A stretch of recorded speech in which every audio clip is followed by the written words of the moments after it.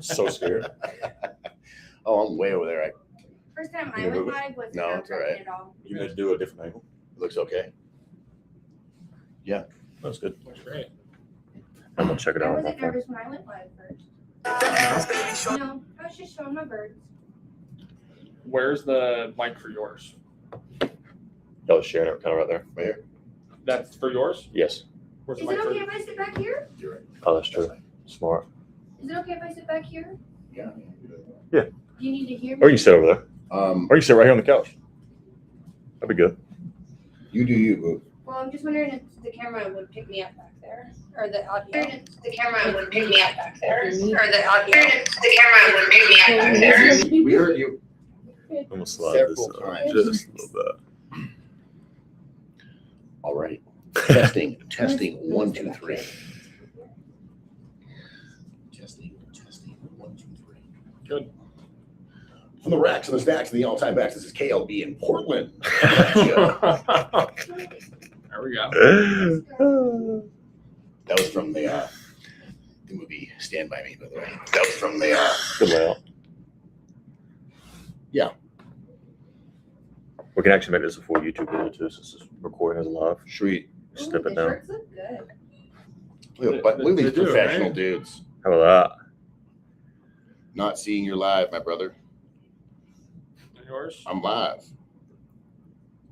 Okay. They said, sweet, I made it and can hear you. Nice. that? Kelly, how we doing? Good to see you. Is that not live? It is live. Yeah, you see what I mean? That's just not I'm telling. watching Billy's right now. You You watch watch those, that's fine. I can see mine.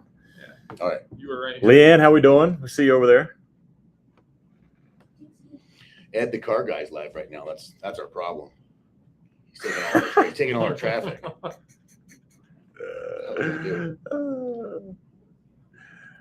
All right, cool. So after this, when we all go to our respective places of living, I That's think YouTube. that we should Yeah. do lives together. Yeah, no, that would be Oh, good. sorry. 3 heads. That's YouTube. Oh, nice. That's good. That was good. And then Twitch, I mean the exact same. That was great. Hey, y'all, we're just getting set up, getting cameras going. We have a lot of different streams going and microphones, so it's a lot. We got special guests here today. Both the top guys here at True Price came into Montana, and we've got lovely Shekinah in the back. Hi. She is actually the brains of this operation, believe it or not. So we're blessed to have her in the house today. Get a lady's perspective, hopefully, on some things. Yeah. Get this mic in front of both of us. So we've got both my mics and your mics now. Now, I don't think Austin has a handle yet. I did, I created a new channel, a handle up in the air. Okay. Right now I have Drive by Austin. So for tonight, we're just going to call him Austin. And when we get an official handle Yeah. and a new TikTok page, we had one, but we figured we're going to do something a little different. So, but this is Austin, guys. He is the newest advocate to the team. A lot of you already know Tyler. You've been watching him and didn't know we were in cahoots. So it's just a big behind the scenes thing to just destroy dealerships nationwide. Getting the team going here. Obviously, guys, ask as many questions as you like, car buying questions. They're going to be reading the questions, and Shekinah in the back here is going to answer some questions here and there and add her 2 cents. So yeah, car buying 101. Any questions, let us have it. And if you're just new to the channel or just coming in, tap that screen. Let us know where you're coming in from. And let's build a good room here. Yeah.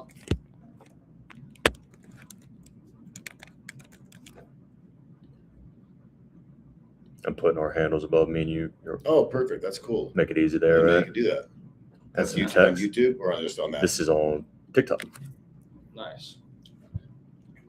See, like I don't hate that. Drive by Austin. Kind of sounds like a GTA Oh. name. Like, I'll answer this question real quick, Drive guys. by. Yeah. Josiah's asking, do you and Tyler charge the same price? I didn't know y'all work together. We do because we're the same company. Yes, we charge the exact same price. It's $900 for the full concierge service. but if you choose Tyler to work with, you don't have to work with me, or you can pick whoever you like. Just call the dealers live now. Garlic said.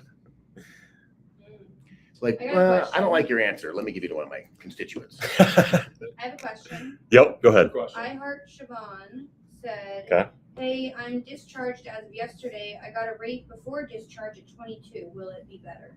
So bankruptcy, discharge. Oh, I just. I couldn't hear you. Oh. They- Yeah, we got here. Oh, mine too.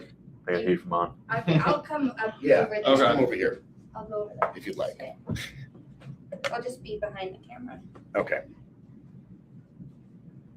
Okay. I Heart Siobhan said, hey guys, I'm discharged as of yesterday. I got a rate before discharge at 22. Will it be better?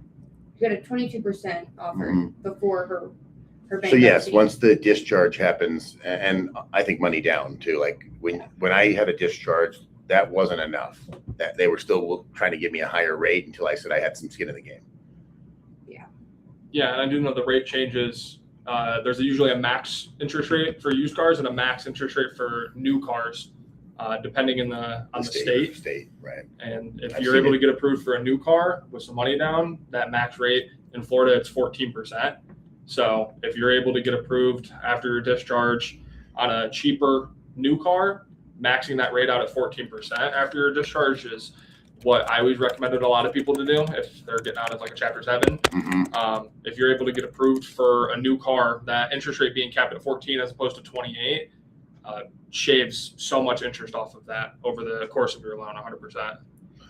Well, and I mean, I was discharged my bankruptcy a couple of years ago, and I just waited like 4 months. Yeah. I saved $5,000, and I bought a brand new car, and I got a 5.7. Like it was a good rate. Yeah. No, Yeah. usually like 3 to 6 months after that Chapter 7 is when you start to see the offers. And I roll think again. that's because obviously you can't file bankruptcy again, and most people are trying to clean up their credit and do the right thing after a bankruptcy. Yeah. So No, they're- banks actually, believe it or not, a bank likes you more after a bankruptcy Right. because you're less likely to Right.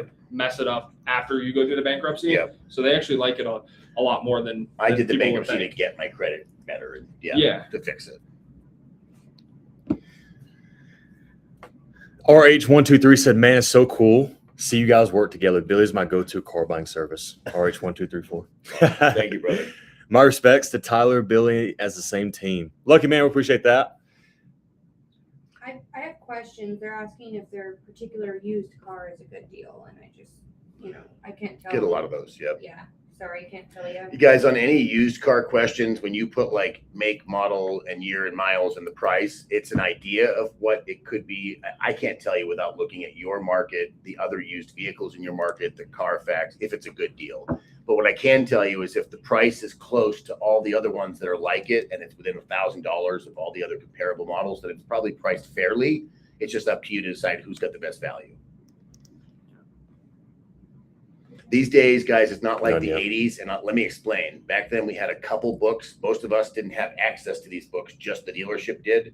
So when you went to the dealership and they were like, this one's 20 grand. If it seemed like it should be 20 grand, it was 20 grand, right? And they couldn't always get you approved for the loan, even though they're I got trying to one charge already. too much. So then they'd act like they gave you a got one. discount. And, that's when people are really getting games played on them. But these days, we see the books. We get to see what they're seeing. We know what they should be paying, what you should be getting for trade values. So your used car market, if you're the dealership that's $5,000 more than everybody on the same unit, no one's buying that vehicle from you, plain and simple. So you can't do that anymore. It doesn't work like that. How they get you now is you come in on the used vehicle for the really good price that's advertised, and they screw you with extras. That's the new game. Mario said, I'm in New Mexico. Is Arizona or Texas a better place to buy vehicles? From my experience, probably Texas. The Yeah. market's very, very similar to like California and Florida. Very, very high volume dealerships. Specifically Toyotas. Yeah. And if dealerships are pushing out a lot of volume, they're less likely to tell you there's absolutely no negotiating because they can take a bigger loss on some of these vehicles and they're more willing to be flexible. So Texas, I would say, Mario, is better between the two for sure. How many people do we have in the room right now? So we got 40 on my TikTok. We got 140 on yours. Okay. And then we got about 5 so far between Twitch and YouTube, but that always takes a little while to build Okay. up. So a little spread. So Go ahead. I'm sorry. Coach K. Mill, I'm sorry. You're asking if we need a Ford dealership to work with. All you have to do is we have a yellow service button. I can't really see it, but it's all the way in the bottom left of the screen. If you want to click that, send a DM to us, and we can get you signed up for our recommended dealer list. Got a question. Okay. Mario Salazar, with a 729 credit score, what should I see for an APR? And do you do you really need to give the dealership? Do you really need to give that info to the dealership? Right, he's just wondering if you get a pre-approval or if you have a rate, do you have to tell the dealership that? Yeah, and what would his rate be if he had a 729 credit score for Top tier. 72 months? So on a new car, I would say it's going to be in the 4s and 5s on an average 60, 72-month loan. On a used car, maybe a point higher, but it could be the same rate depending on how used. So my answer to you is if you check the credit unions right now, they're advertising their new and used car rates. You're going to qualify for the best rates being advertised more than likely. Yeah. And you'll qualify for any incentivized rates too, which means if the manufacturer has some special interest rate on a new car, it's no questions. You'll get approved for it. What cities are best in Texas? Any of the big ones? Any of the big ones that are going to have the higher volume dealerships, I would say? Dallas, Austin, Houston. Yeah, any of those bigger cities. I relate it to Florida a lot. Tampa, Orlando, Miami. Those are the markets where there's so many dealerships. Those dealerships having so much competition right around them, they need to be competitive with each other to earn your business. So where there's more dealerships, the better, and that's usually the higher density areas. So for instance, guys, I live and where we are right now filming is Missoula, Montana. And if you look on a map, the closest big city to us is going to be 3 hours in any direction, right? 2 to 3 hours traveling. And there's one of each major franchise here. There's one Toyota dealership, one Honda dealership. Of course, it's a little bit more blue collar. So there's a couple Chevy dealerships, couple Ford dealerships in the vicinity, right? That doesn't create enough competition for any of these dealers to want to give you a discount because they know we're lazy and we won't travel 3-4 hours and get a better deal. Most of us won't even look and see. We'll just assume our local dealers aren't giving us that bad of a deal. But because we are landlocked here, basically, and without traveling, we're not going to get a deal. And they know it regionally. We're just going to pay full price. And for instance, we bought a Subaru in this town, $3,000 more savings going to Spokane. Bought a Toyota here, $5,000 more off the Toyota in Texas. And even with shipping or traveling, I save a large amount of money. So all of you likely that are seeing like my local dealer won't come down, that's you're seeing the same thing we see. And you got to go somewhere or at least call those dealers 3 to 4 hours down the road, get their price and threaten your local dealer. I'm going to go right to them. I'll drive 4 hours to save $4,000 or you can give me a good deal. It at least lets them know that you know. Yeah, that's a good point there. I got PB over here on my side that's asking, are you guys nationwide? I'll be buying in Georgia, also close to Tennessee, if that's the better option. PB, we're in all 50 states nationwide on new used cars, no matter if you're financing, leasing, or paying cash. We do it all. We do it all. And these guys live in Florida and North Carolina, so yes, they know your market real well. I got a question. Yep. CC asked, can I get my son a car with no credit, is on disability? I think she's asking if she can finance it for her son, maybe. With Just no straw credit? purchase. Yeah, it's situational. I mean, generally there are things called straw purchase, which is technically illegal. It's when you put a car in your name under your credit, buying it for someone else. But it just depends. I think if my son was disabled and I was buying That's him what I a was car, saying. I don't think they're going to say that's illegal. No, usually if it's like parent buying a kid a car, they're okay with it. Yeah, or husband and wife or girlfriend, boyfriend, stuff like that. Yep. PB, thank you for the follow. Guys, thank you for all the follows so far. We've gotten a lot over here on my side. I know between every platform, we have close to about 300 people. Nice. So between all three. So I know Tyler's got our names up here, Tyler Car Sales and Billy the Car Kid. This is Austin. He's our new guy. He just doesn't have his handle up yet. But don't worry, we're getting there. Working on it. And when we do introduce him and he has a handle, you guys got to go give him a follow. We want to build our team. I got a good one. B-Such said, I'm negotiating on a 2027 Kia Seltos and I'm $133 away from $1,500 off MSRP. Is it worth fighting for? If your goal is to get $1,500 off of the MSRP, I would send that quote to the other Kia dealerships around your area. And I would think if you're 133 away from your goal, I think that you could shoot for probably closer to 2,000 or even more. Use the quote that you have at 1,500 off to leverage the other dealerships to earn your business. You're going to get more than 1,500. 100%. If you send that over and say, I want $1,000 better than this, somebody's going to give you 500 at least. Yeah, exactly. I got a question. go ahead. Cigar asked, Cadillac CT5, your thoughts on extended warranty? Oh, me personally, I am a big fan of extended warranties, especially if you're keeping that car for a long period of time. So especially if you're keeping over 6-7 years old, That's when I like it. There's a reason there's a manufacturer warranty. Most new cars have 3-year 36. That's the bumper to bumper per se, the exclusionary coverage there. There's a reason they have a manufacturer warranty is because after that is when things tend to go wrong. But I think if you're getting a good price, it's definitely worth it. 100%. Yep. And keep in mind, you can actually go on our website, truepriceauto.com, and get a quote for that. Yep. So when you go to the dealership to get your warranty, they typically, and this is true of most dealerships on most warranties, the price that you get from us on our website, which means you could buy that quote from us. It's a dealership warranty. And they're going to give you a quote on usually less coverage, actually. And they're going to be double the price we are, which tells you what you should be paying, what they're going to try and make you pay is negotiable, guys. But they don't present it as if it is. They're just like, and that's your payment. And this is what I can sell it to you for. But that's not the case. It's just like when insurance tells you this is all you're getting for the payout on your total vehicle. That's not the end of the line either.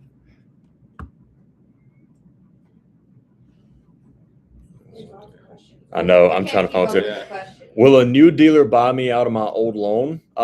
Let's keep in mind, like if you're selling or trading that car, whatever they're giving you on your trade is the difference between what you like. If you owe 20 grand, but the dealership's giving you 25, whether it's a trade in or they're buying it, you have 5 grand of equity. So essentially they're going to pay off that loan and give you the difference.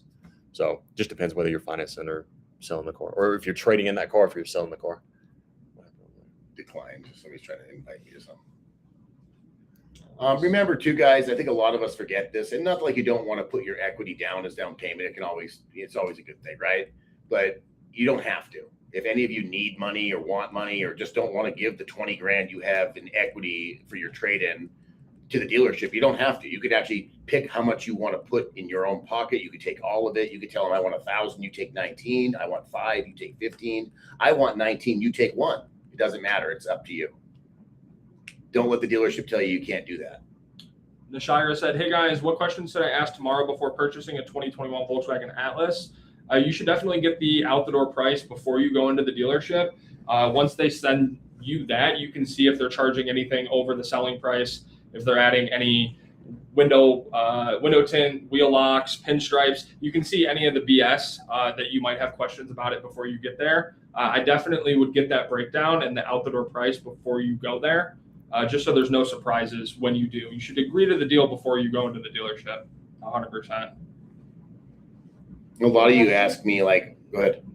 Oh, no, go ahead. I was looking at a question. I do have a question. Yeah. Go ahead. I'm gonna butcher the name. I have a pre-approval at 494 on a 36-month used car loan. Do you think any dealership can beat that? On a 36-month loan? Yeah, definitely. Yeah. That's not a great rate Yeah. on 36 months. Yeah, I think lower 4s. Yeah, I've seen really- 3s for 36. Maybe a 399, but not too much lower. Definitely depends on the make and model, but I would check the manufacturer's website, or you could actually now check our website Right. for rebates. You could actually go to trueprice.com, truepriceauto.com/rebates. You guys can see exactly what you qualify for. All you have to do is put in your VIN and your zip code. Very, very cool. Got some cool tools coming out. No, he changed it last night from the VIN. Remember? Oh, the that's new one right. Is you just pick the model. You're and then you right. pick your zip code. It's and it easier than tells that. you. Yeah, Oh, it's that's way great. easier. Yeah, VIN You're right. needed. You're right. But there isn't all the brands up yet. So there's like BMW's not on there and a few others. We're working on it, but there's a lot of the major brands are up. And for you guys that don't know, a rebate is a discount basically from the manufacturer. It's just them giving you money off the vehicle to try and incentivize the purchase to help the dealership because that particular model is not selling good. And the rebate is from the manufacturer. So that's why we made a page just to find the rebates, because the dealership regularly tries to take ownership of those and act like they're giving them to you. And you won't know that you're not getting a real discount. You're getting the rebate that you always get and that you were going to get no matter what. They act like they gave you something, so you don't ask for anything else off. I literally had that today. I was calling around for a Kia Telluride, and they said, well, we could probably do $750 off, but there's a $750 rebate right now. So, and they use it as a discount. Yeah. I said, the rebate or the discount? He said, rebate. Yeah. So it's not even a discount. Which means the dealership gave them nothing off. They got reimbursed for that $750. They don't lose anything. Go ahead. Question Mhm. from Fred. My lease is up at the end of the year. What do you guys recommend to do? Oh, I saw that. It was a two-parter. He has a 2024 Tundra. Leases up at the end of the year, and he plans on keeping the car. I would see what your buyout is and search that relative to what they're selling for. A lot of those older leases, especially on the Tundra, I worked at a Toyota store before in the past. A lot of those 2024 Tundra leases were insanely good. great discounts, great money factors.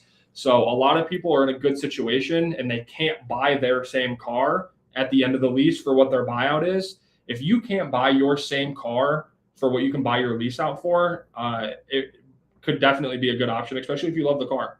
Yeah, sometimes you'll find that they're way off on the residual, and and there's money, or sometimes you find that you're flipped and it was not a good idea to buy your car because you're buying the most expensive version of your car. You can find it cheaper. Yeah, 100%. Food for thought. A lot of people don't think about that at the end of the lease. Really. No, I don't. Yeah. There's like, oh, I love my car, I want to keep it. Yeah. But a lot of the time you can give your lease back and buy your car cheaper, like on the $4 used car grand market, cheaper, right? On the used car market, Right. 100%. And you probably have loyalty too. Now Yeah, and that's the other 100%. situation. If the dealership knows that the market on that vehicle is shit when you're going to give them back the lease, they'll negotiate the price of that car with you. 100%. Because they don't want to lose the money and eat the negative. So that's when you can negotiate your residual, in essence, or your lease. Yeah, Corbu said dealer quoted $56K all in out the door. Red Passport Trail Sport Elite. Good dealer, room for discounts. You should be shooting for like 4,500, $5,000 off on the Trail Sport Elite. Keep in mind, out the door is not the biggest thing. You really want to see the discount. You want to make sure you're not paying any dealer add-ons plus the rebates as well. So out the door, it really just depends there. We wouldn't be able to know exactly what else. Yeah. Sales tax. And all Lucky that. Man says, bro, I buy with 759 credit, 6.5 APR. No, that's not a good interest. Unless you're doing it like an 84-month loan. Yeah. But I doubt you are. So no, somebody's taking you for a ride. I bet you got a 4.5 is what I'm guessing. And they lied to you. Check what your local credit unions are offering. Yep. They advertise it right online. Yep. All right, question. If you've already agreed on a deal before going in, can they bait and switch on you? Well, if you have it in writing, how could they? If you have it in writing and you financed it, then they're really, if they did, it would be really hard for them to have a reason why they decided to change everything that you agreed on and why you came in. Or you like know? it's sold on their way in and Right. they're switching it. So now that happens sometimes when we have too good of a deal negotiated for a client. They're hoping somebody comes in and wants to buy it for more. And when it happens, they just lie to you and act like, oh, something happened. We can't sell the car. It's just always a lie. But, you know, I consider that a compliment. It just means that I got a really good deal working on that thing. You're way less likely to get bait and switched if you have writing and an out the door price before you go in. If you go in with a price agreed to, it is way less likely, but it is still theoretically possible. So, and this is why with our clients, guys, that we don't send you into the dealership until it's financed. That's why we get the financing done first, because we wouldn't agree to a price and send it to finance if, you know, or excuse me, we wouldn't let them run our credit to finance if we didn't agree to the price. There's no reason to. So we're locking in what we agreed to. We have a piece of paper that has the price on it. We've done the financing. It's really hard at that point for them to say, just kidding. Yeah. You know, a lot of the time they're not going to waste the time and effort. If you've agreed to numbers over the phone and spent all that time getting the best price possible, once you go in, they're not going to send you a number that they can't do theoretically and then switch it on you. Right. So yeah, no, getting that out the door price before you go in is the best. You're way less likely to get. Now, a lot of you are going to say that, like, with the used one, I want to test drive it first. I get that question a lot. Like, what if I didn't test drive it? What if I get there and I did all that work for nothing? Well, I would say this. What if you went all the way down there, spent 2 hours test driving, loved the vehicle, sat in the office, they finally brought out numbers, you want to buy it, and you find out there's a bunch of non-negotiable crap you never agreed to. Now you just wasted another 2 hours because you're leaving. So why not just call, even if you plan on going down there to test drive it, and find out the price and see if they have those first. If they won't send you the price, they have those. Why is it so hard to get 2 keys? It shouldn't be. It should not be. The dealership literally that we worked at was so crazy about it, but me and Shekinah were the only people that they let us do this, right? And we even got to the point where we were like, take it out of our paycheck then, because we're not dealing with people being mad. Because we knew that was like on a big deal. That was like the difference between cheapening the deal and making us look like losers, right? So we would do a full tank in every used vehicle, and we would do 2 keys for every used vehicle. We'd get them made before they came. Oh, that's good. Right. And we'd have a bag with hats, keys, and their gas slip, and get everything done. And the reason that we were so successful was because of that, because we saw that, like, as consumers, that sucks. Oh, 100%. And it's like 6 extra pieces of paper that you have got to run around to get signed. Like, it's not easy. That's why they don't do it. And when do they tell you about the 2 keys? as you're leaving. Yeah. Yeah. As you're in the delivery bay, Yeah. after they get out of the finance Here you office, come, and you yeah. hand them one key. Here's one Exactly. broken fob, dude. There you go. Becky said, "How can we tell the price the dealer paid for the vehicle?" Invoice. I guess no, that would depend if it's a new or a used vehicle. 100%. So the new one, you can use invoice, right? Yeah. Which is kind of an idea, but again, we were talking last night. That's neither here nor there because there could be way bigger, better deals than just going below or to invoice. On a used car, I think a lot of you don't understand how it works, but on a used car, the dealership's going to sell it for retail, right? There's already a preset number in books of what that should be based on condition, mileage, et cetera, right? So they already have a preset number that you're getting on trade. It's wholesale value. It's just about $5,000 less than what they're going to sell it for. So anytime you guys get offered a trade number and they didn't dock it for anything wrong with the car, let's just say it was almost a brand new car, there's still going to be $5,000 less that they're going to sell it for, even if it's brand new. There's nothing wrong with it because that's their $5,000 to make on the vehicle. So typically $5,000 less than what you're seeing it advertised for was probably the trade offer. Now, if the dealership can offer you 10 less, they will. But it doesn't really matter how much money they're making. You just want to see what like the average profit margin would be. 100%. And on the other side of that, if it's a used car and they tell you, "Oh, we own it for $45,000, we're advertising it at $43,000." If they own it for $45,000, it's not relevant. Just because a dealership's losing $2,000 to sell you a car, they can own a used car bad. You need to look at the market on that vehicle and the actual good selling price for that vehicle.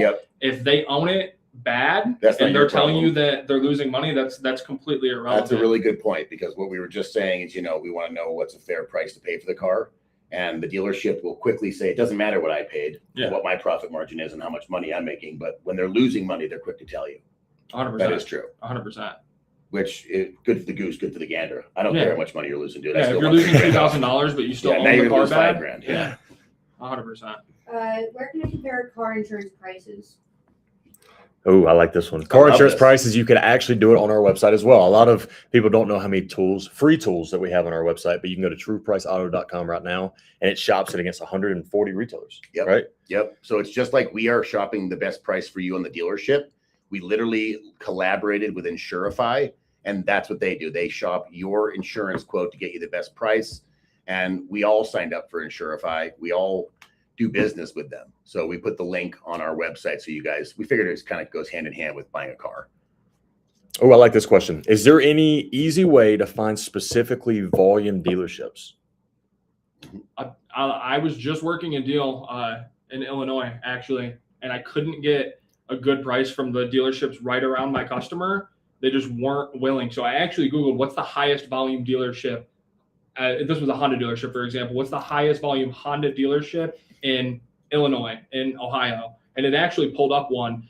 And I saw it. I went on the website, and they had 600 new cars in stock as opposed to the other dealership that had 200. So if I see a dealership that has so many new cars in stock, a dealership usually doesn't have that many new cars in stock unless they're a high volume dealership. But you can literally just Google it now, which is very, very nice. What do you think about buying from Carvana or CarMax?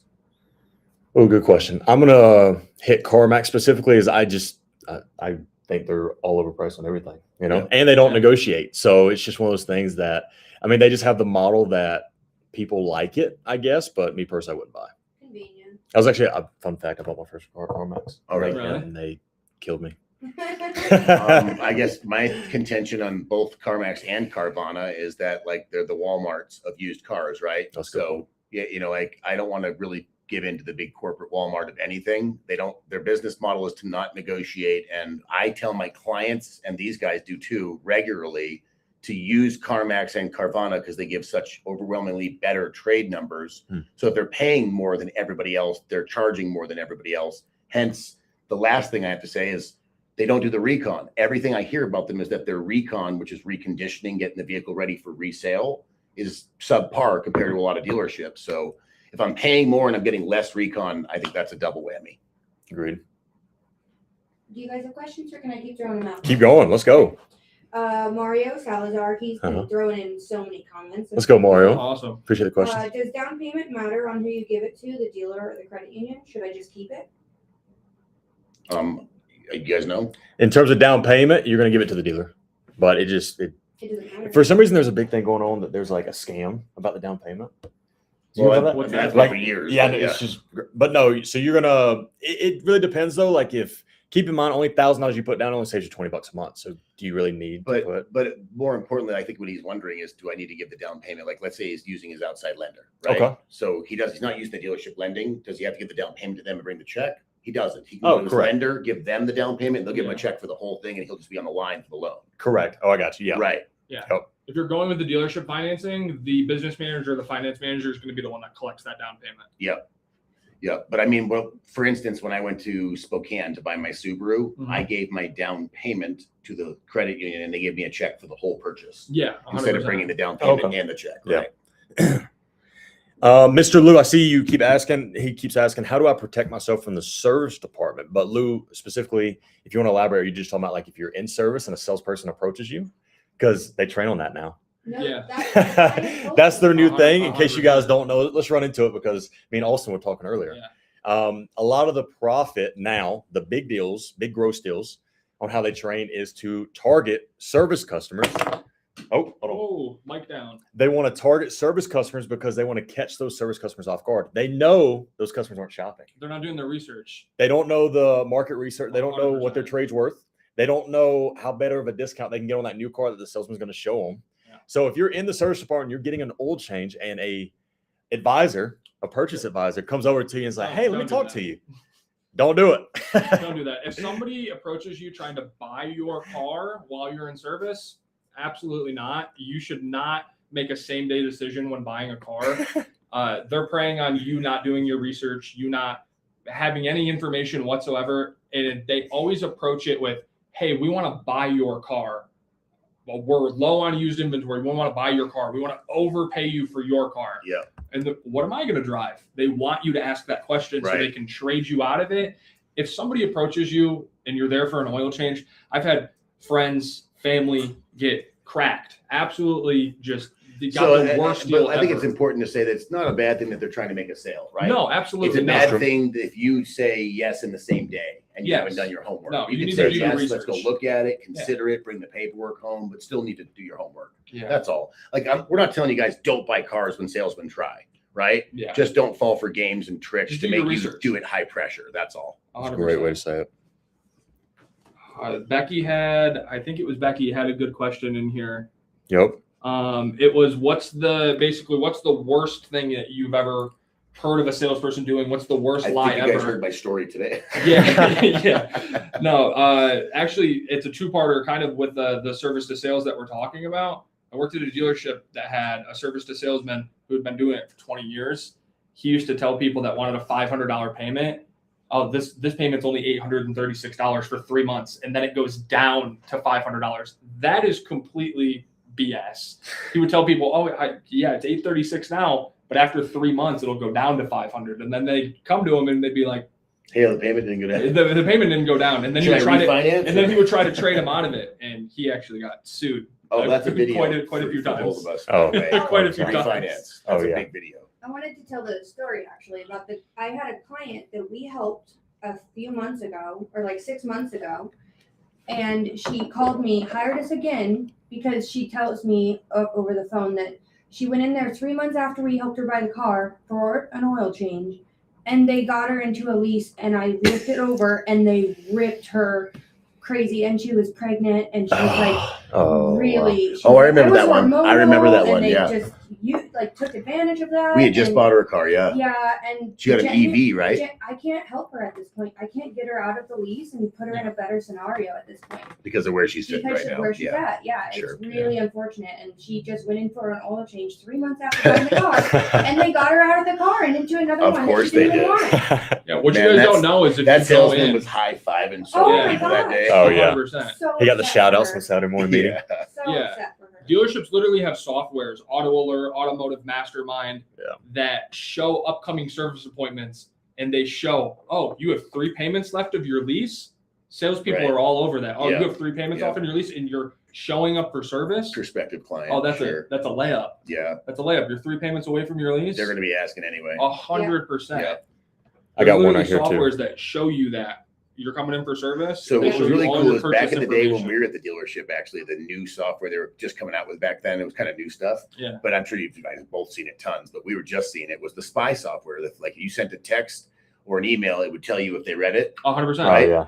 Every time. At first it was, I'd send them the information about the vehicle. I'd see that they looked at it. Then it would tell me when they went on the website again Yeah. a couple times. Yeah. And I'd call him like, hey, Mr. Jones. And I could see he was just thinking about Dodges because he was just looking at it. Is it I'd 4 like- eyes?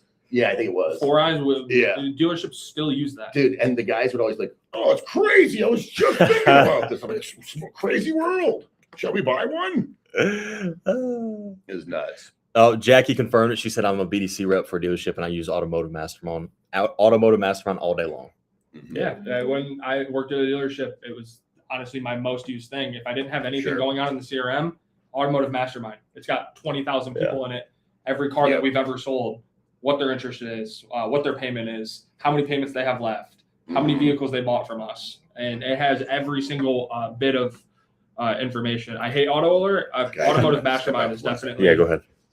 is better, 100%.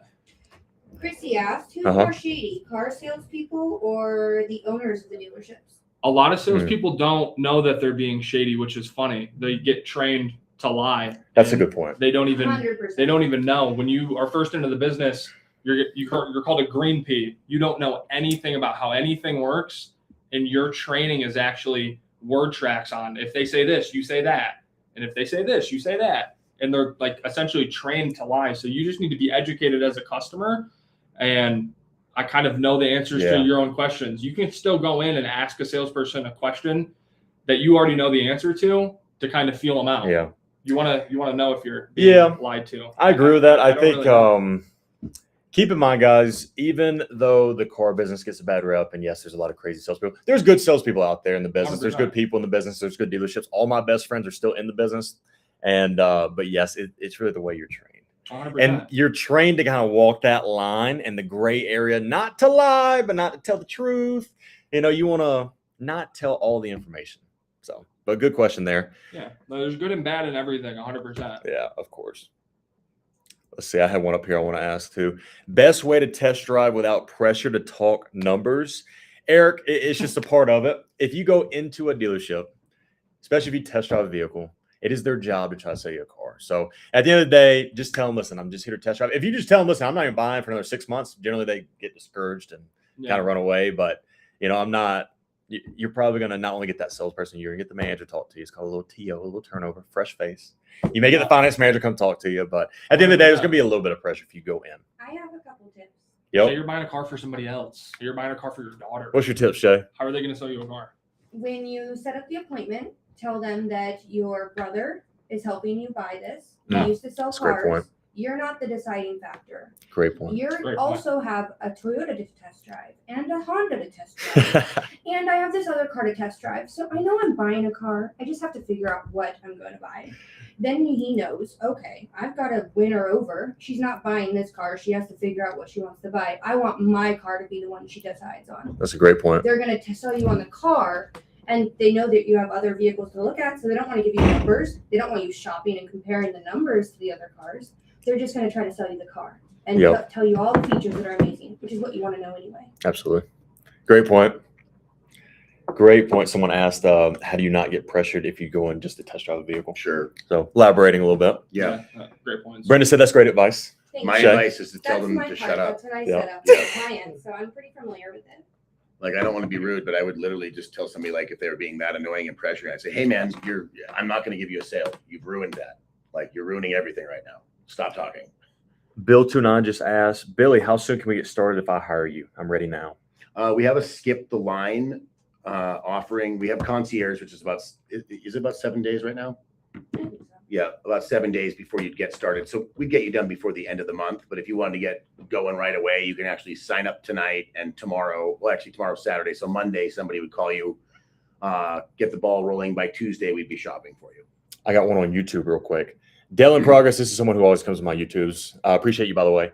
He's asking, or he's just saying that you guys should have a subscription service where people can call you in the state of emergency when they're at the dealership. We We used did. to For an have that example, a they were while trying to ago. talk to me into trading a car. What do I do? That's pretty cool. That's a good idea. We had an emergency one, but nobody ever used it. Yeah. They didn't use it. don't think it was advertised properly. Yeah, we didn't advertise it probably the right way. We were more like, you just left the dealership and now you're feeling like you made a mistake. Well, People but used you it for have to that. do things within like 24 hours. Right, but that's what more yeah. people used it Yeah. for, instead of like, I'm at the dealership, what do I do? Yeah. Well, we should have like an oh shit number, Yeah. 1-800-OSHA. Yeah, and like, and honestly, don't make it like a super cheap call, because it would probably be like, I'm gonna save your ass right now. I'll tell you what to do. Well, and you set everything down that you were working on. Right, you're dropping everything for them. 100%, Right, You know. wouldn't be a bad idea. But guys, right now we got a good live. We got about, between all platforms, mine and Billy's, we got over 400 people. Nice. So very, very cool. Appreciate you guys all for being in here. We're answering all questions, so please ask away. Tennessee just said, love this shirt. Your daughter. Oh, Thank you, honey. Appreciate you. So we're gonna move this one a little bit. Yeah. So This is Austin, guys. A lot of you didn't ever get to meet him, and I kind of announced it earlier, but this is the newest edition. A lot of you didn't know that I worked with Tyler and that we all work for True Price. So we are a team, and we're building hopefully a nationwide killer of dealerships, in the nicest way to say it, I guess. Okay, Mario keeps asking this question. We gotta Okay, get it. let's go. Mario's the one that is throwing lots of questions Let's go. out there, which is great. What do you recommend as a dealership in Texas for a Tundra 2017 to 21? You just have to shop around for the used vehicle. Yeah, unfortunately. Yep. It's not going to be at the specific dealership. It's going to be wherever that dealership is, and you have to shop all of them. So use Car Gurus. Don't look at the dealership website specifically. Just use Car Gurus to shop what you're looking for, and that will shop all the dealerships for you at once. A lot of you don't know that. We were talking about that today. A lot of you don't know is because you drive to work and you see the dealership and you're like, oh, I like that truck. Oh, I like that truck every day for 2 months. Then you finally go, I'm going to go on their website, and you see what the price is. And you don't even look past that. You never think to look at the other dealerships, because you assume, oh, everybody's going to be the same price-ish on those trucks. They have nationwide deals, right? And that's just not how it goes. They're all in competition with each other. That Toyota dealership across the street doesn't want you to buy theirs. They're going to come lower. They're going to fight with each other on the price. So as a smart consumer, stop doing that. Stop looking at the dealership website, and don't just look at the dealership website. Look at that too, because a lot of times the price is different on a different website for the same vehicle from the same dealership. That's why sometimes your salesperson will go, before they give you pricing, where did you see the ad? Why is that? I don't want to shoot myself in the foot and give you a free $1,000 off. We should get more likes, guys. Oh yeah, good point. Tap that screen, Guys, keep double tapping that screen. We got a good amount over here on mine, YouTube, Twitch. Billy's got a lot as well, but if you guys don't mind, take about 5 or 10 seconds, double tap that screen. We got over 400 people between all platforms. Thank so you, guys. guys, welcome. And I Appreciate have a it. question as Yep. well. Wes told Mama, any tips when paying cash? Any tips when paying cash? I mean, at the end of the day, you want to get the best deal possible. So I would just say, whether you're financing or paying cash, you want to shop. You want to do your due diligence there, but just keep in mind, you may not get the best deal if you pay cash. There may be some type of incentive if you finance. The dealership may give you a better deal. You may qualify for rebates. Just depends. I wouldn't tell them that you plan on paying cash. Yeah. No. It's Oh, that's a good point. And if you do, Yeah. tell them that you're totally willing to finance, though, if it gets you a better deal. for a better Like, deal. just put that out there. Yeah. I mean, that's all you can do, really. If they say no, it is what it is, but at least you've made your play. R&S Pressure Washing asked, I'm pre-approved for my credit union at 4%. Should I tell them after I get the out-the-door price? He could say it before, I think. I mean, you'll hear me on the phone a lot. They'll say, what about financing? You financing with us? And I'll say, yeah, I'm financing. I don't tell them I'm financing with them or who I'm financing with. Yeah. Sometimes I'll say, sure, I am pre-approved. And if we can agree on the price, I'd be happy to use your financing, provided you can get me a better rate. And it just makes it so I know I'm getting the best of everything. The only time that you have to really finance with the dealership is if that manufacturer is providing X, Y, and Z warranty. Like Honda, I know, for example, did a lot of Conquest and Loyalty in rebates that were only good if you financed through Right. American Honda Finance. So sometimes you would get a $3,000 loyalty rebate provided by Honda, the The manufacturer. captive lender, Correct. right? Yeah. But a lot of times they're going to say those are at standard rates, right? And then you'll get like a 6 or an 8% when Yeah. you're a 700 credit score. And you're like, what's this? So you just take the discount and Yeah. you leave and refi. You guys have questions? Thanks for all the taps, guys. I'm seeing the hearts go crazy. I super appreciate it. I can't tell if anybody's giving me gifts over there, but I'm sure they are. I appreciate it. Laddie, I got one from you. I'm wanting the dealership to come down $4,000 and they are playing hardball. Anything I can do? For me, I think it just really depends upon what make or model that you're shopping for. But the best way to go about getting any discount, especially on new, is you want to call as many dealerships as possible that have that vehicle and shop against every other dealership. You know, competition drives down that price. It's crazy how that works. I think a lot of our viewers too, they'll ask us, is there any more money off? And they don't tell us that they're already looking at a vehicle that has 10 grand off or 8 grand That's off, true. right? Yeah. So listen, if we're actually shopping around, guys, like for instance, Chevys and Fords have gigantic discounts on their pickup trucks. They're 1500s. Yeah. And sometimes I can look at a dealership on the same truck, it's 6 grand off, another dealership's 10 grand off. If you find that dealership that's got that screaming deal and they're actually giving it to you, that 10 grand off or 11 grand off, and you know, you're trying to get another grand or two off and they say no, like the definition of looking a gift horse in a mouth is what that is. Like you're already getting a great deal, right? Now I'm not saying don't try, but if they say no and you know it's already a great deal, don't walk away from it, right? Take the deal. Jarrell asked, when looking at a credit union, should I go with one that is local or does it matter? A lot of them work nationwide. A lot of them do. As long we really just recommend whoever you have that best relationship with, you know. Yeah. And they all advertise their base rate so you can shop around. Yeah, 100%. He said, can anyone look at my deal before I go back tomorrow? Oh, do you already have the pricing? I think they said that they were planning on going back into the dealership and they wanted to know if there's any questions that they should ask the finance for Honda. Yeah, they should get a warranty quote for us. Yeah. If they're going to be getting Gap, they should know what they should be paying for that. They should Yeah. also be told not to buy any of the other products because they're all pretty much garbage. Yeah. No, Gap and vehicle service contract is really the only thing that you ever need. And if you want a price on either of those, you can go on our website and get a price, and that's the price you should be paying. We sell everything at wholesale. Papa D asked, out of the three of you, who has sold vehicles the longest? I don't know. It's a good question. I also had someone ask, did all three of you guys even sell cars? I'm assuming that's a salesperson. Well, Hey, sales guy. I'm a failed We never did. salesman, failed finance manager, failed GM. We couldn't make it. Yep. So here we are. And this guy It's my definitely favorite. sold cars the longest. Yep.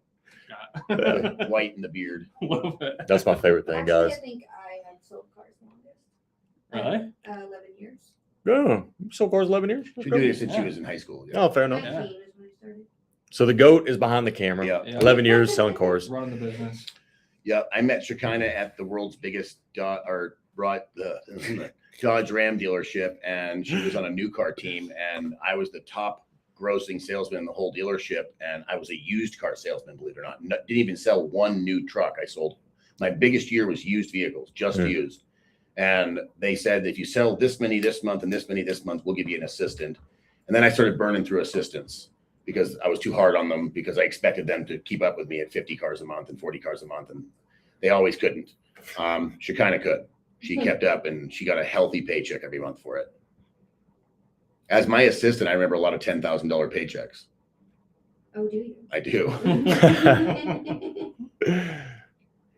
No, it was nice because I didn't have to fight with the managers that were always misogynistic assholes. So I teamed up with Billy so he could go do that for me. That was like her biggest happy moment, was that when she got with me, is that she's making way more money, right? But literally the managers were all nice to me because I made them tons of money. Yeah. So they let me do anything I want. They said yes to everything and signed off on everything, Oh, and not everybody else. And she got to go to the office and be like, we need all these signatures, that she would have been told no way every time she went there. Like, oh, Boston, we'll do that.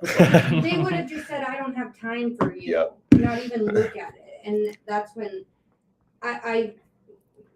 Yeah, we Never know. mind. We know. I went in. I got one on YouTube real quick. Do any of you negotiate live? So Savvy91 on YouTube, I negotiate live. Billy negotiates live. Austin will be soon enough. Yep. But both of us do. I would say I average probably 3 or 4 a week that we go live, and then we do a Q&A once or twice a week as well for me personally.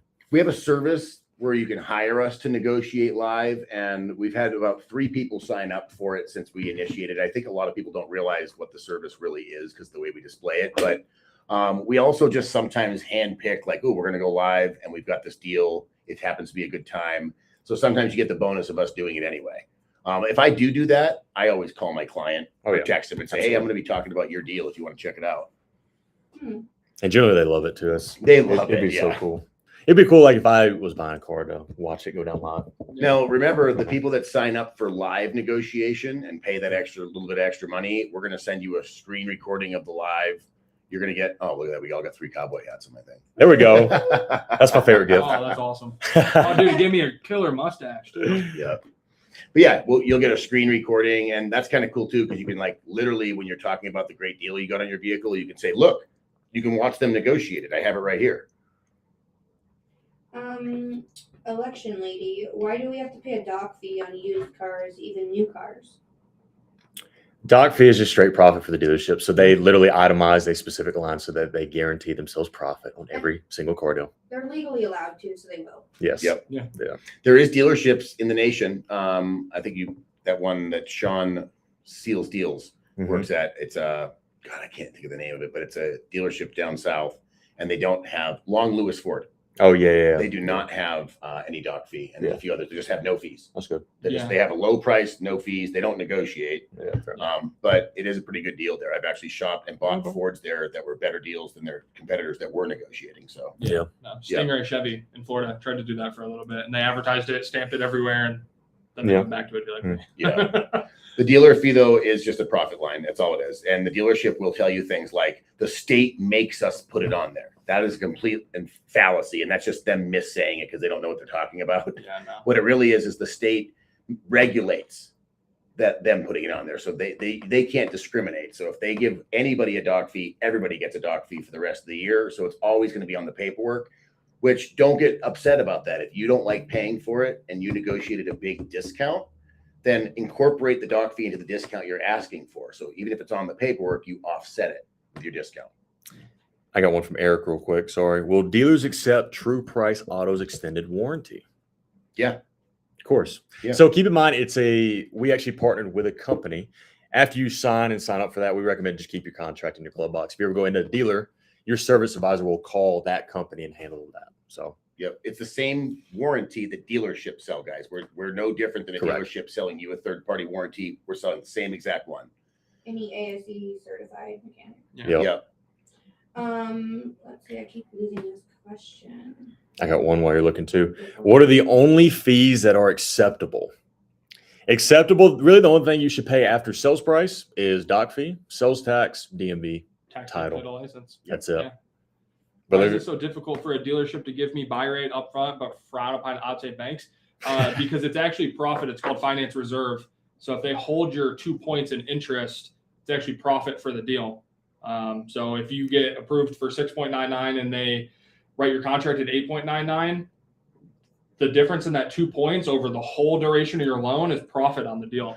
Now, if you talk to a finance guy and he worked hard to get a rate for you and he held 2 points, he's going to say, I earned that. Yeah. Like you should pay $3 extra grand. Shouldn't I make because profit? I worked hard today on the computer to get that. And it's just crazy to me. It's absolutely nuts. I was on a phone call today with a finance guy. Is that the one you put up? Yeah. Yeah. I mean, you guys could see it on his page. Yeah. The guy literally said, I'm holding 2 points. Like he told us everything that he's doing. It's not like it was a secret. He knew he was talking to somebody that knew what they were talking about, but he was talking about holding 2 points, and that's just how the dealership does it. And then I asked him this question, but dealerships can get better financing than everybody. We all hear that, right? And he's like, yeah. And I'm like, so how come me, Joe Schmo, can look up online and see a better interest rate than you can get me as a dealership with this great credit score I have? And he basically said, we don't work with credit unions because we don't make any money when we give you guys those good rates. We just want to work with banks so we can mark it up, is what he basically said. Correct. And we got like 8 minutes of footage, but I just did like a little 1 minute clip. So what percentage does salesmen make and based on what part of the transaction? They don't get paid a percentage of the entire cost of the vehicle. You're not getting paid a percentage on $40,000 if you buy a $40,000 car. It's a percentage of gross profit or a flat or a mini. So usually it's 25% of the front end gross profit, and a mini is usually 150 to. In Florida, they go up to $400 per deal. So let's say the dealership paid 40 grand for the vehicle. They sold it for 50. The profit margin's 10 grand there. The salesman's getting 25% of that. Yeah, exactly. It's usually 25% of profit, 100%. All right. CC asked, would you rather have new floor mats or free car washes for a year? Neither. floor mats for free. I guess if they're free. Well, I take a discount. shouldn't it just be floor mats in a car when you buy one? I No. don't know. Yeah, unless they're like upgrading it to That's kinda my feeling, like, all-weather why am I floor paying mats extra for for that free. shit? There should be free floor mats with any No. new car. On a Kia Telluride, Okay. the SX Prestige or Uh-huh. X-Line SX Prestige, like the top, Yep. Yeah. if it doesn't say carpeted floor mats on the window sticker added for $160, Yeah, it there. doesn't have It's carpeted the floor setting mats. It doesn't even come with it? No. I did not know doesn't. that. And I On a had new to car. find that out Batteries with a not client the included, other day. yes. Yeah, I had to explain that to a client. I was like, if it doesn't say it, there's no floor mats. That's So crazy. then we need to make sure it has floor mats. It's literally just the floor. Crazy. Crazy. Well, you know, our dealership put tint on every vehicle and never charged you, right?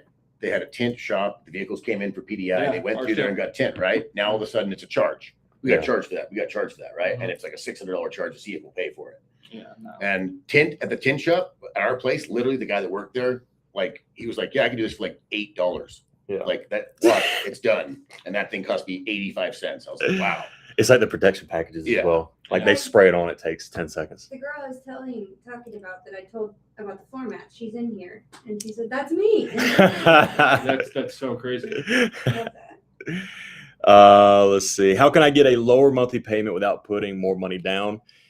Two ways. You can get a better interest rate, or you can just get a bigger discount. You know, Yep. by doing that, it's going to correlate with your payment with a lower payment. So, Yep. I mean, otherwise you kick your term out and then you just make more interest, but Yeah. you can't have a lower payment that way. And a Ye- lot of people do that because they like the comfort of the lower payment and they plan on paying it off sooner so they don't suffer that interest, but they never pay it off sooner, ever. Just so you know. Cheese and Crackers said, used to seeing Billy outside with mountains. We're staring at the We got the in mountains behind the background. camera. Yeah.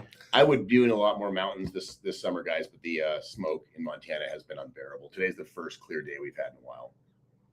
And I'm so happy these guys got to enjoy it. Like it rained, it poured rain for a couple days, and they're actually seeing the mountains. You couldn't see those mountains right there. No. You couldn't see the trees right here. No. Was that smoky? This morning I couldn't see anything.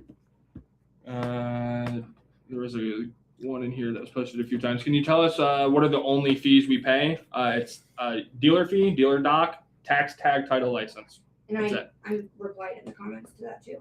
Awesome. Bonnie asked, why do dealerships push you to put money down? Do they just pocket that?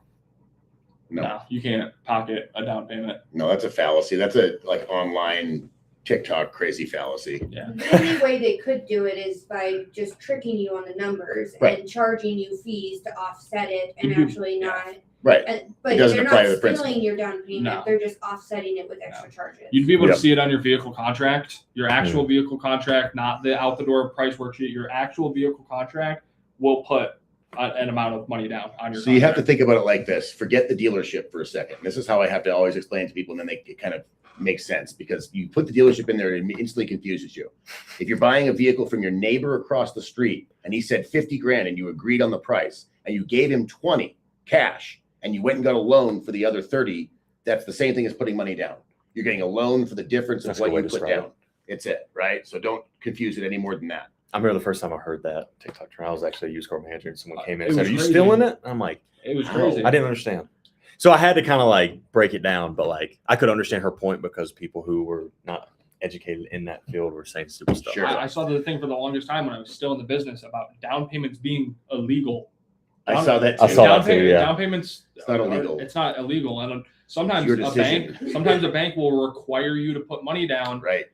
because it's what you're just looked at. Like how much liability is it if we give you a loan? If you have worse credit, The you vehicle have to could be put- overvalued too. yeah, you have to put money down if you have worse credit because it's less liability for the lender. So down payments are not illegal, but if you have great credit, there should be no reason that you ever have to put a down Correct. payment That's down. the other more important thing is Yeah. that on lease or a purchase, you don't have to put money down if your No. credit's good.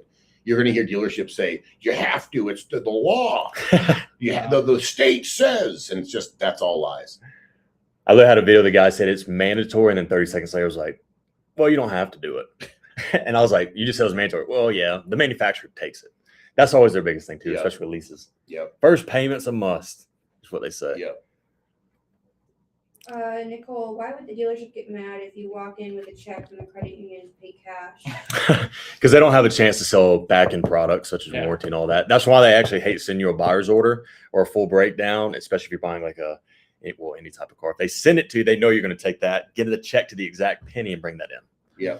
So, And then when they go, hey, did you want to buy a warranty? You're going to go, oh, no, I have a check. yeah. So you're not going to buy shit. They don't make any money off the lending. There's no chance to sell you anything. It's the same as a cash buyer if you're bringing a check from the bank. So if you're a check from the bank girl, we tell all of our clients this. The only reason we're getting pre-approved is so the dealership can try and beat the rate. Wow. So if you already have a check from the bank or a pre-approval, why not just tell the dealership what the rate is and say, if you can beat it, I will use your lending and pull your credit again. It's not going to hurt it. A lot of you think it's going to hurt your credit to pull it that second time. It is absolutely not going to hurt it one bit. Yeah. I worked at a dealership back in the day where they put a policy into place that we would not accept outside financing. It's because the only financing that we were getting was the subprime financing. Everybody else was bringing credit union drafts. Yep. And so we were only getting the bad financing that the dealership couldn't make any money on. Sure. So they stopped accepting drafts altogether. And that's definitely, if a dealership tells you that they do not accept drafts, I would go to a different dealership. Where both of you 100%. guys feel about options contracts? Where the dealership has the options contract for the financing, like, oh no, we don't accept outside lending. You can come in, fill out our stuff. We'll keep it funded and keep it on ice, and then you can refinance it or finance it with your lender. We'll give you so many days. Oh, a temp contract? Temp contract. It's Like- just an option. They call it an options I contract. always call it. Yeah. Yeah. It's a temporary contract, like, just keep it on ice so you can go get your lender, but they will not send you a purchase order. If you call that dealership and say, I'll just bring you a check. What, can I just bring you a check? No, we don't do it that way. I've never You have dealt to with a pull your dealership credit. doing that, but I immediately I did it with a Toyota Right. dealership in Yeah. California for some reason. All of them are trying to do that. So like I bring this up because Cody Carter's dealership does this, right? And Right. Cody's not using it as a reason to make you finance with him. He just likes it because it's easier and quicker to have you come in and not do all Fair. the rigmarole that we do, Yeah. right? Fair. So I understand his thought process, but Yeah. obviously dealerships want you to get your credit pulled, possibly finance it, Yeah. yada, yada, yada. I just think it's a sneaky way to force you into I think it is financing, yeah. 100% as well. I mean, we got to remember the dealerships sell cars. They don't sell money. They're not banks. They're a middleman. And we don't need an additional set of hands in our pockets beyond the Federal Reserve or beyond banks and lenders already. Should I stay quiet when they ask, am I financing or paying cash? We answered this earlier, but it doesn't really matter. I mean, I'll just always leave it open. I'm paying cash, financing, We'll see. We'll see Yeah. at the end after we, I'm get the open best to deal. either. I just keep it Those open. are If you ones. tell your salesperson on every question, do you have a trade? I don't know yet. I might trade it in. Exactly. You have a down payment? We'll see. Yeah, it depends on the price. Well, how about the 100%. financing? I don't know. I'm going to figure that out as soon as we see the price. Yeah. Just shut them down. Yeah. They know what you're doing, and you know what they were doing. That's why you're doing that. You play dumb until it's ready to, like, it's go time. And don't feel bad about playing dumb. We're lying, guys, because we wouldn't have to do this if they didn't make us. You got to think about that, right? Don't feel like you're doing something disingenuous, because when in Rome, you got to do as the Romans. Yeah. Nicole asked, can a dealership refuse to sell you a car if you're bringing cash? Physical cash? Yeah, some dealerships don't have like a money machine where they have to scan it in and then a Brinks truck comes and picks it up. So some dealerships don't allow you to bring physical cash up to a certain But if you amount. turn that into a check Yeah. and they still say no, then they just want you to use their lending. Yeah, but if it's physical cash, because I saw that, I think you said your sister went to a dealership and they refused to sell her a car. Yeah. If it's physical cash, sometimes that can be the problem when you just have to get That a check. blows people's minds. Like, they won't take Yeah. greenbacks. Yeah, It's like, no. Or she got declined. Yeah. Yeah. Potentially. Can you negotiate a Tesla, a brand new Tesla? You cannot. No, you cannot. Douglas said pay in pennies. JLB, my dad sold cars my whole life, learned where the money is made. Okay. Let's see. She pinned it, so that's the next question. So I should get the price of the car before I say I'm trading in my car. Yes. 100%, because you want to really itemize first the biggest discount, the best deal on that new car. And then you want to separate your trade. It's basically two separate transactions, but dealerships, 100%. they don't like this. Again, Yeah. I go back to my neighbor across the street. If I was trading in my car, or if I had a car that I could trade in or possibly sell, right? It's really irrelevant. It's irrelevant unless I agree on the price of the one I'm interested in. If I can't come to an agreement on the price of yours, what does my trade have to do with anything? It really doesn't. We didn't even get that far. Why do every car salesman always say they used to live somewhere where the customer is from? Every car salesman is going to try to find some type of relatability, Yeah. They're trying to the build common ground. they're trying to build rapport with you to make it feel like you're more familiar with them. It's funny when you're brand new to the business and you have no idea how to sell cars, they teach you so much about psychology behind selling 100%. cars. And that's a part of psychology. That's a part of being psychological with how if you're more relatable with the customer, they feel more comfortable with you. And that's easier for them to. But that's sales in general. They teach you that relatability and that common 9 ground. times out of 10, that's a complete lie. Yeah, that we were talking about that the other day, how every car that you talk about that's used, like this little old man came in, he had it in the garage for 10 years. All he did was service it. Funny, that's every car you guys have. Oh, we got some cowboy hats on my end. Thank you. Nice. Oh, I love this one. I got to touch on this one. They asked for my social security number. I said no because I'm paying cash. Yeah. So I had a video where I literally did the same thing. It's like pinned on my profile. And I told the guy that I was paying cash. And their policy is still, they had to run my credit to see my financing options. It's absolutely nuts. Yeah. Well, actually, in the video, he's like, well, just to do an identity check. Well, then he said ID check, which Yeah. is, guys, it's called an OFAC report. You can literally get an OFAC report with first and last name. That's it. You need no I did them all the time. You don't need a social. Yeah. Wes said thank you. His legs are blinding me. Kill me. I don't think your legs are the super white ones. I think in the frame, unfortunately. Well, when No, I think they were his legs. They it's really me. Are they? They're pretty white right there. Okay, I was gonna The sun say was it doesn't look like I'm beaming. from Florida. I'm white as a snowman right now. Exo Stephanie's, she's always in my lives, but she said, love to see you guys together, Tyler and Billy. But who's the new guy? So this is Alston. By the way, guys, someone also asked if he has TikTok, but we're getting his TikTok and everything set up. That's why I don't have his tag above his name. But this is Alston. He's our newest advocate. So when he gets his thing up and running, we're going to be sharing all this stuff. Yeah. You guys are going to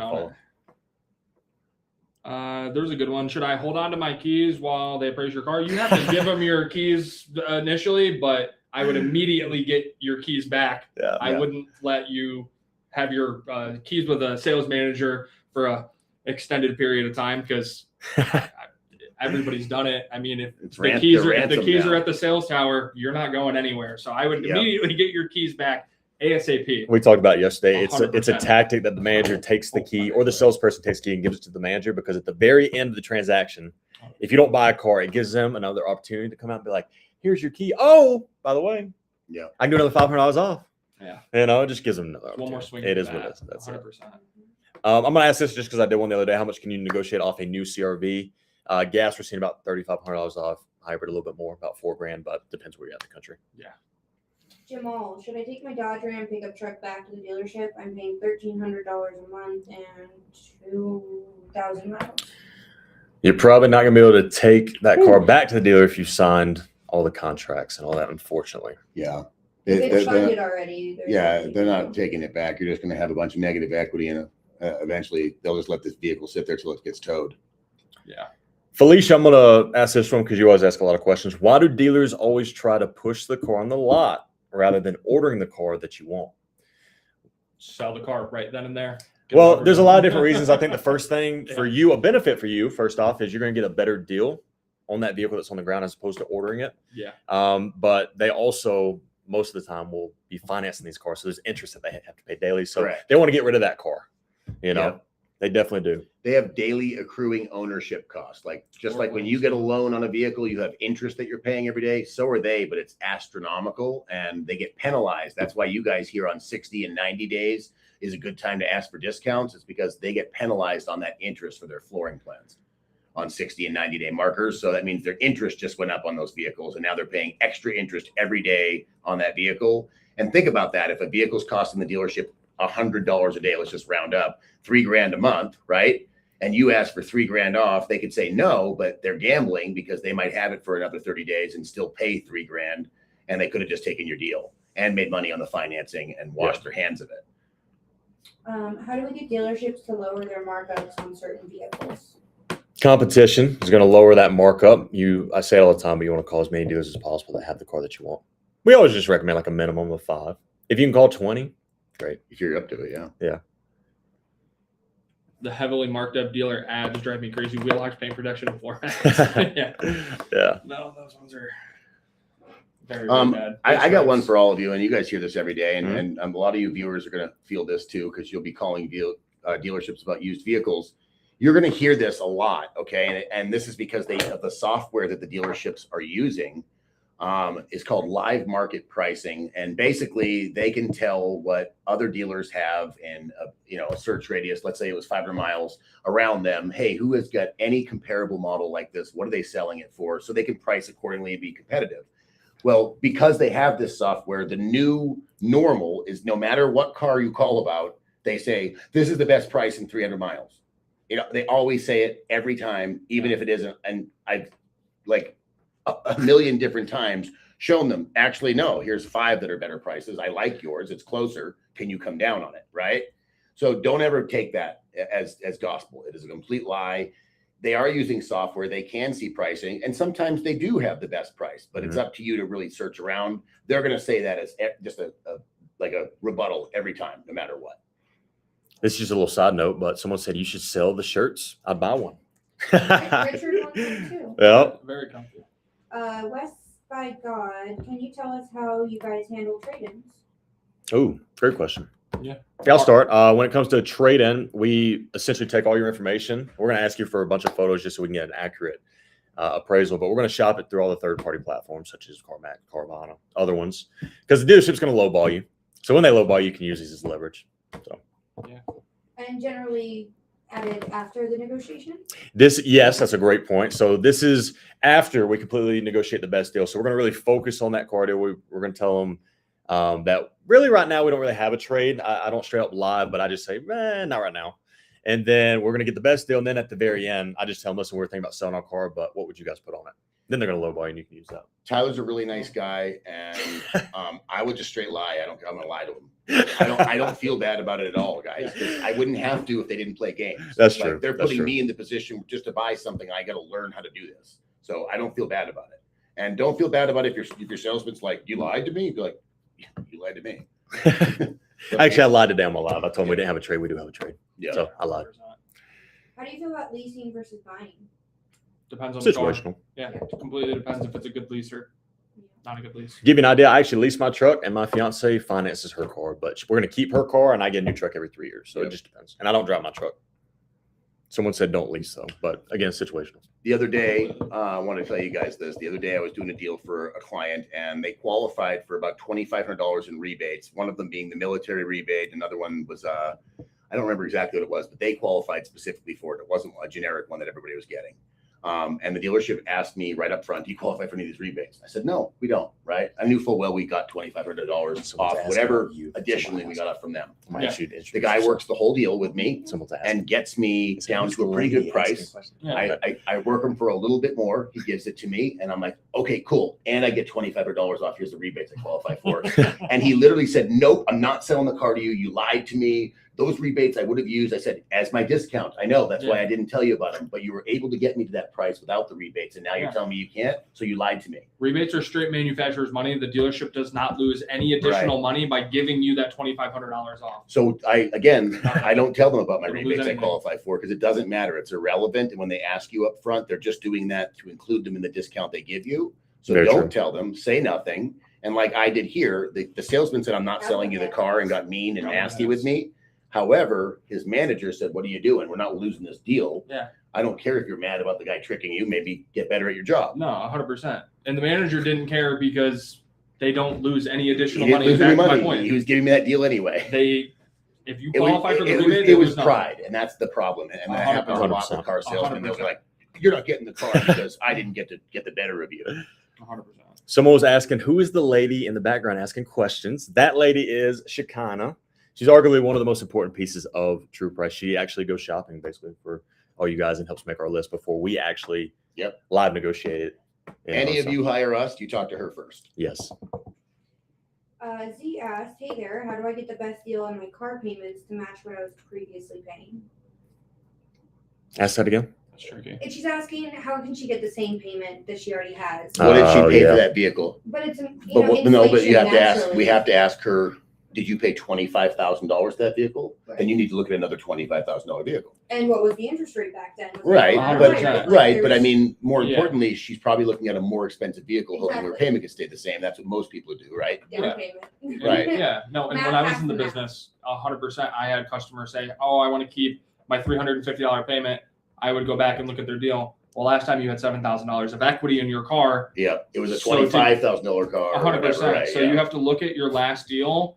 Was there equity in your trade? Did you put money down? Was the interest rate better back then? Right. Sometimes Or it's was the not price possible. of the car just cheaper? Yeah, The cars go up 100%. every year. So the Toyota Camry you bought for 25 is or Corolla you bought for 25 3 years ago is now 29 100%. That's all MSRP. very relative. Guys, I just want to say we got a lot of people in here between all platforms, over 400 people. So if anyone has questions about our service here at True Price, specifically on TikTok, we have a yellow arrow on the bottom left of your screen. You can click that whether you're on Billy's or mine, and it'll come to us, and then we'll answer that question. Direct message. Should we do like for the last 20, 30 minutes or something, like a giveaway? Like anybody who signs up in the next 30 minutes, we'll send them a code, give them $100 off. Absolutely. Let's do that. Yeah. Well, they need to request the code before signing up. Well, I understand. You can moderate that if you want. You're right Good there. at multitasking. That's the boss coming out right there.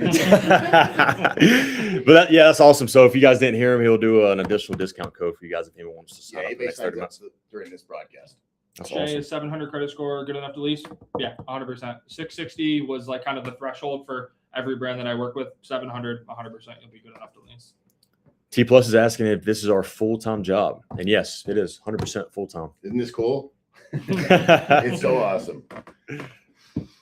Does the trade-in, does trading into the dealership benefit the does the trade on the dealership benefit or the buyer? It benefits the dealership. It benefits the buyer, of course, in some ways, but the dealership wouldn't do it if they weren't making money. So people forget that. That's why people think like, I saw that they were selling my car for 30. I thought that's what they'd give me. Well, they're not going to give you what it sells for. They're going to give you what it trades for. That's a good point. Best of buy at the end of the month? No, that's kind of like a myth, but That's a good yes, question. in some ways. Sometimes dealerships are very, very, very, very close to an objective, trying to hit X, Y, Z cars a month. If they're very, very close to a goal, sometimes you can get an extra little bit. Yep. But you can get a good deal on the 1st of the month, the 15th of the month, the 20th. Yeah, sometimes on the last day of the month. If they're very, very, very desperate, it can get a little bit better, but it's not necessarily worth holding out. But like, and think about who's that person that gets that deal. Maybe 2 people, 3 people at the end of the month. Like they can really get the great deal. Yeah. The other people just get the 100%. deal they could have got. 100%. Yeah. To touch on that too, I want to talk about holiday specials like 4th of July sale and all that. It's all BS. Oh my goodness. You can get a 4th completely of July fake. sale on December 25th. It doesn't matter. That's the biggest thing ever. It doesn't matter. I had a green pea that actually was brand new to the business, Yeah. came from like Nordstrom's or something like that. Mhm. In our sales meeting, she asked, if a customer asks me, what's the Memorial Day sale? And my sales manager didn't know what to say. Green pea, completely new to the business. He's like, the sale's great. There's no extra sale on Memorial Day. There's a lot of advertising spend and there's a lot of additional promotional money. There's no real incentive to buying on Memorial Day. Right. And this is actually You can funny get a good too. deal. If there's salespeople in Anytime. here, even you will agree with us. But the higher ups close us as salespeople that it's the busiest day of the year. 4th of July is the busiest day of the year. Memorial Day is the busiest day of the year. No, it ain't. It was not. Yeah. It's dead. Everybody's not. out on the lake. Everybody's absolutely Nobody's not. buying a car. No. Somebody is saying otherwise. He says my biggest loser deals ever were on the last day of the month. Come on, guys. No, they get a little bit better. Honestly, you need to be good at putting your desk together because if you're not good at closing that deal for your customer, if you're so close to getting a car deal, you can get that same car deal on the 15th of the month or the last day of the month. You can. need to put your desk manager together and be like, man, we're so close. It's your desk manager not going the extra mile, losing a couple extra dollars to close the deal. And the point is, you can do that deal on the last day of the month 100%. versus the first day of the month. Yeah, Doesn't matter. 100%. It's just how much does that sales guy want that extra check on the Right. board? Well, Yeah, it's the that's true. it's the sales manager. Having a good relationship with your sales manager is super, super, super important. I think we saw that Chicana. 100%. You have to have a good relationship with your sales manager. My sales manager, I had a great sales manager in the business. His name was John. Did not lose a single deal for me. If I went to Right. John, we were not losing a deal on the 1st, the 2nd, the 3rd, the 4th, the 5th. On the last day of the month, was he going out on an extra TO and trying to get me that extra deal or going a little bit deeper to help me hit a bonus on the Right. last day of the month? 100%. But that sales manager was great. I wasn't losing a deal on any day of the month because every deal is so important. Right. They're all just as important. So, If yeah. you have a manager that sucks so bad that he's scrounging at the last day of the month to give away shit, it just usually means that they need to get better at their job and not have to do that, to be honest with you. Our manager, what we found as salespeople was a lot of our customers were asking for reasonable discounts, right? And if my manager didn't like the salesman that went in there, he's like, nope, we don't give any money off, right? 100%. But I just found out if I went in there and just beat him down and work him over and just like ask him 7 times that day for a discount. Yeah. On the 7th ask, he's like, oh my God, get out of my office. You can have the discount, right? Did And we disconnect? No, someone was asking if we could get a little bit more mics on Billy's side, so I just put a mic over here. to advocate for my customers, really, it was never about going to the customers and beating them up and arguing with them about the price. If they were asking for a reasonable discount, I knew it was achievable. Yeah. Then I'm not doing my job if I'm not beating my manager up to get it, to be honest with you. 100%. I would tell my sales managers, if I had a customer that was like, hey, I'll pay $500 a month. As a salesperson, I would go to my sales manager and tell them, hey, they said this number that was so much lower than the number that they wanted to commit to, just because I knew that they weren't really comfortable with that $500 a month. Yep. Hey, man, they committed to $400 a month. Yep. And then he'd get me down. He wouldn't do my $400 a month, obviously. Get you close, though. But he would get me close to the number that they actually wanted to do. Dude, if you're a good salesperson, 99% of your job is being able to put your manager together and get your manager to do your deal. Yep. If you don't know what you're talking about as a salesperson, you can't put your sales manager together. You can't get them to do your deal. You can't close your sales manager as a salesman. Yeah. That's half of your job, if not more. 100%. Hey guys, I put a little timer up at the top. There's 26 minutes left for that discount. Thank you. For the additional. So Yeah. just so everybody can see that. Look at that. At least on my page. I don't know if it's on Billy's quite yet. I have a lot of lease questions asking how does it work? How do we get it over the phone? And there's lots of lease questions just in general. So I guess is it smart to lease the highest model so you can buy it out at the end of the lease and keep low payment? So like, will you guys just touch on? Yeah, leasing's completely personal preference sometimes. I think like if you're looking at an electric vehicle, for example, I don't really think you should ever buy an electric vehicle brand new. You should probably lease that or go to pre-owned, but it just really depends on the lease incentives and if they're very, very good for that different vehicle. But it's completely personal preference. If you don't drive, if you want to change your vehicle every 3 years, if you don't want to keep your vehicle for a very long time, leasing's not a bad option at all. It's completely personal preference. Jared is a salesman and asking how he can join. So yeah, we work with a lot of different dealerships, and on our website, truepriceauto.com, you can go under the dealer recommended and you could actually sign up to be one of our dealer connections. Yep. Which we'll reach out to you in your area if we have any. Now, a lot of you guys get worried about dealership connection because you think we're going to call your dealership and like, is Jake there? He said that we could work with you. We're brokers, like, and get you in trouble. That's not the way of it. You're going to leave your name and number when you do it. You might put your dealership name, but it's your personal name and number because you reached out to us. We're going to work with you at your dealership, not your dealership. Eventually, we hope to be good friends with your dealership, but you're the intermediary. Real quick, I see Ford guy said that he signed up and haven't heard from us yet. Keep in mind when we get off live, we generally have a period of about 24 to 48 hours for someone to reach out. Well, and he's added on there, so we didn't have that brand in his area yet. Fair enough. As well. Fair enough. Let's see. We also just structured our dealership connection list so that so these guys will have access to them at all times. Yeah, did you guys answer how to get lease deals over the phone? Same way that you would do in person. Like, guys, there's nothing, you have to think about a deal like this. What are you going to the dealership for besides exciting yourself about the new ride that you're going to have? What else do you need to do there? Numbers can be sent electronically, discussed from living room to office. You're losing any leverage you had, and you're going to be nervous. You're going to get there and get nervous when they start asking questions, and you're not planning for that. You're not remembering the last time you bought a car and they asked you all these questions and you didn't know what to say and you said yes and you thought you did something wrong. It's going to happen again. Ask those from home.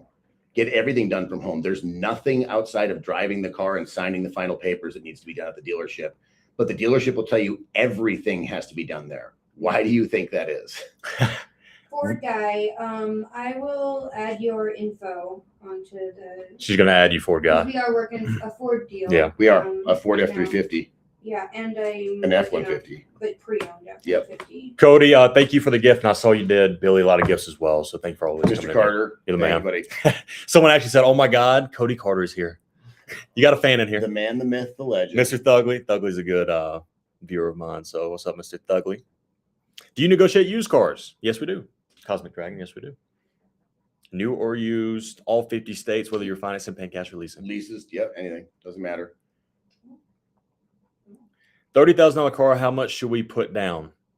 $7,000 plus trade-in, question mark? I think it's up to you. You know, it depends if you want a lower car payment, how long you plan on keeping it. If you go by the 20% rule, it's 10,000 for 50,000, obviously 20,000 for 100,000. So kind of do the math from there. The reason that they say 20% is because if you put 20% down, more like 25 because of taxes and fees, but call it 20%, you're going to get to a loan to value where you possibly don't need gap insurance, because if you do wreck the vehicle, you're not going to be underwater. You're not going to have the insurance company only pay off a certain amount and you're on the line for the rest. A. B, you're going to have, if you want to turn around the next day and get rid of that car, you could, and you don't have to pay a bunch of money because that negative equity. But also, when you get your loan to value down to the 80% mark, the dealerships won't tell you this, but you can get rate shapes. You can get lowered interest rates because you're lowering the risk on the loan. And a lot of times the dealership will wait to tell you that and act like they did you a favor, but it is something that's very possible. Hank Murda said, "You guys are rookies." I was the best lot porter at my dealership, actually. Yeah, nobody tinted windows like me, man. Tell her, Blue, thank you for saying that. She just says that she enjoys watching our lives. Thank you. Tinted the best windows. Tyler's voice sounds like the country singer Josh Turner. I get that recently. I don't know what it is. Thank you. Thank you for that. Who is Josh it? Turner. Yeah. Someone says I sound like Josh Turner. Josh Turner. Country singer. Yeah. I'll take that. People always say I'm Danny Bonaducci, so I'd much rather have yours, buddy. Who is that? Danny Bonaducci. He was like the Partridge Oh Family, my man. gosh. Let's see. How do dealerships feel about you buying a new car up front in one payment? So a cash Oh, deal, that's bad. they don't like it generally. That's what. They generally don't like you paying cash. I mean, they don't get extra kickback and extra profit from the financing. So, Danny Nissan, welcome in. Tyler, can you sing for us? No, I cannot sing. What else we got? How much does it cost to get you guys to do the negotiating? $900. Or if you wanted to really expedite that, $1,200. Can we do a poll real quick? Can you guys give us yeses and nos in the chat? So we have this idea to do a post, and should I tell them? Or Yeah, is let's it letting do the it. cat out of the bag? Well, no, don't do it yet. Don't say anything. Okay. No, we got some spies in here. Yeah, we do. I had someone the other day asking some questions that I knew Yeah, were spying on me. We just have some awesome posts coming up. Yeah, some great posts coming A up. lot of content coming up. Hilarious. Yep. Even you salespeople are gonna laugh. That would be fun. Oh yeah, it's gonna be fun. Let's see. There's so many questions. If we don't get to your questions, just ask them again. Sam Gonzalez, is it best to do financing and then pay off the car in 45 days after the loan has been approved? Sam, if they're not doing an additional discount to incentivize you to finance, just pay cash. But if they're telling you that, hey, we'll do an extra $500 if you finance with us, yeah, it makes sense. Let's see. What else we got? What does the $900 include? That's a great question. It includes everything. So first off, we're going to negotiate the best deal on that specific car in your area. We're going to negotiate your trade-in if you have one. If you're financing or leasing, we're going to make sure that you get the buy rate. You're not getting overcharged for the rate that you qualify for. But to add on to the financing and lease, this is a part that a lot of people don't do. A lot of our competitors, they don't really focus on the finance side. So not only do we help incentivize and make sure you're getting the best rate, or make sure that you're getting the rebates you qualify for, but also products. Yep. Warranty and gap insurance is the big one. That's the two that we really believe in. Yep. When you agree. 100%. So the reason we agree with those two, so we actually partner with companies that actually sell that, and you actually can buy that through us.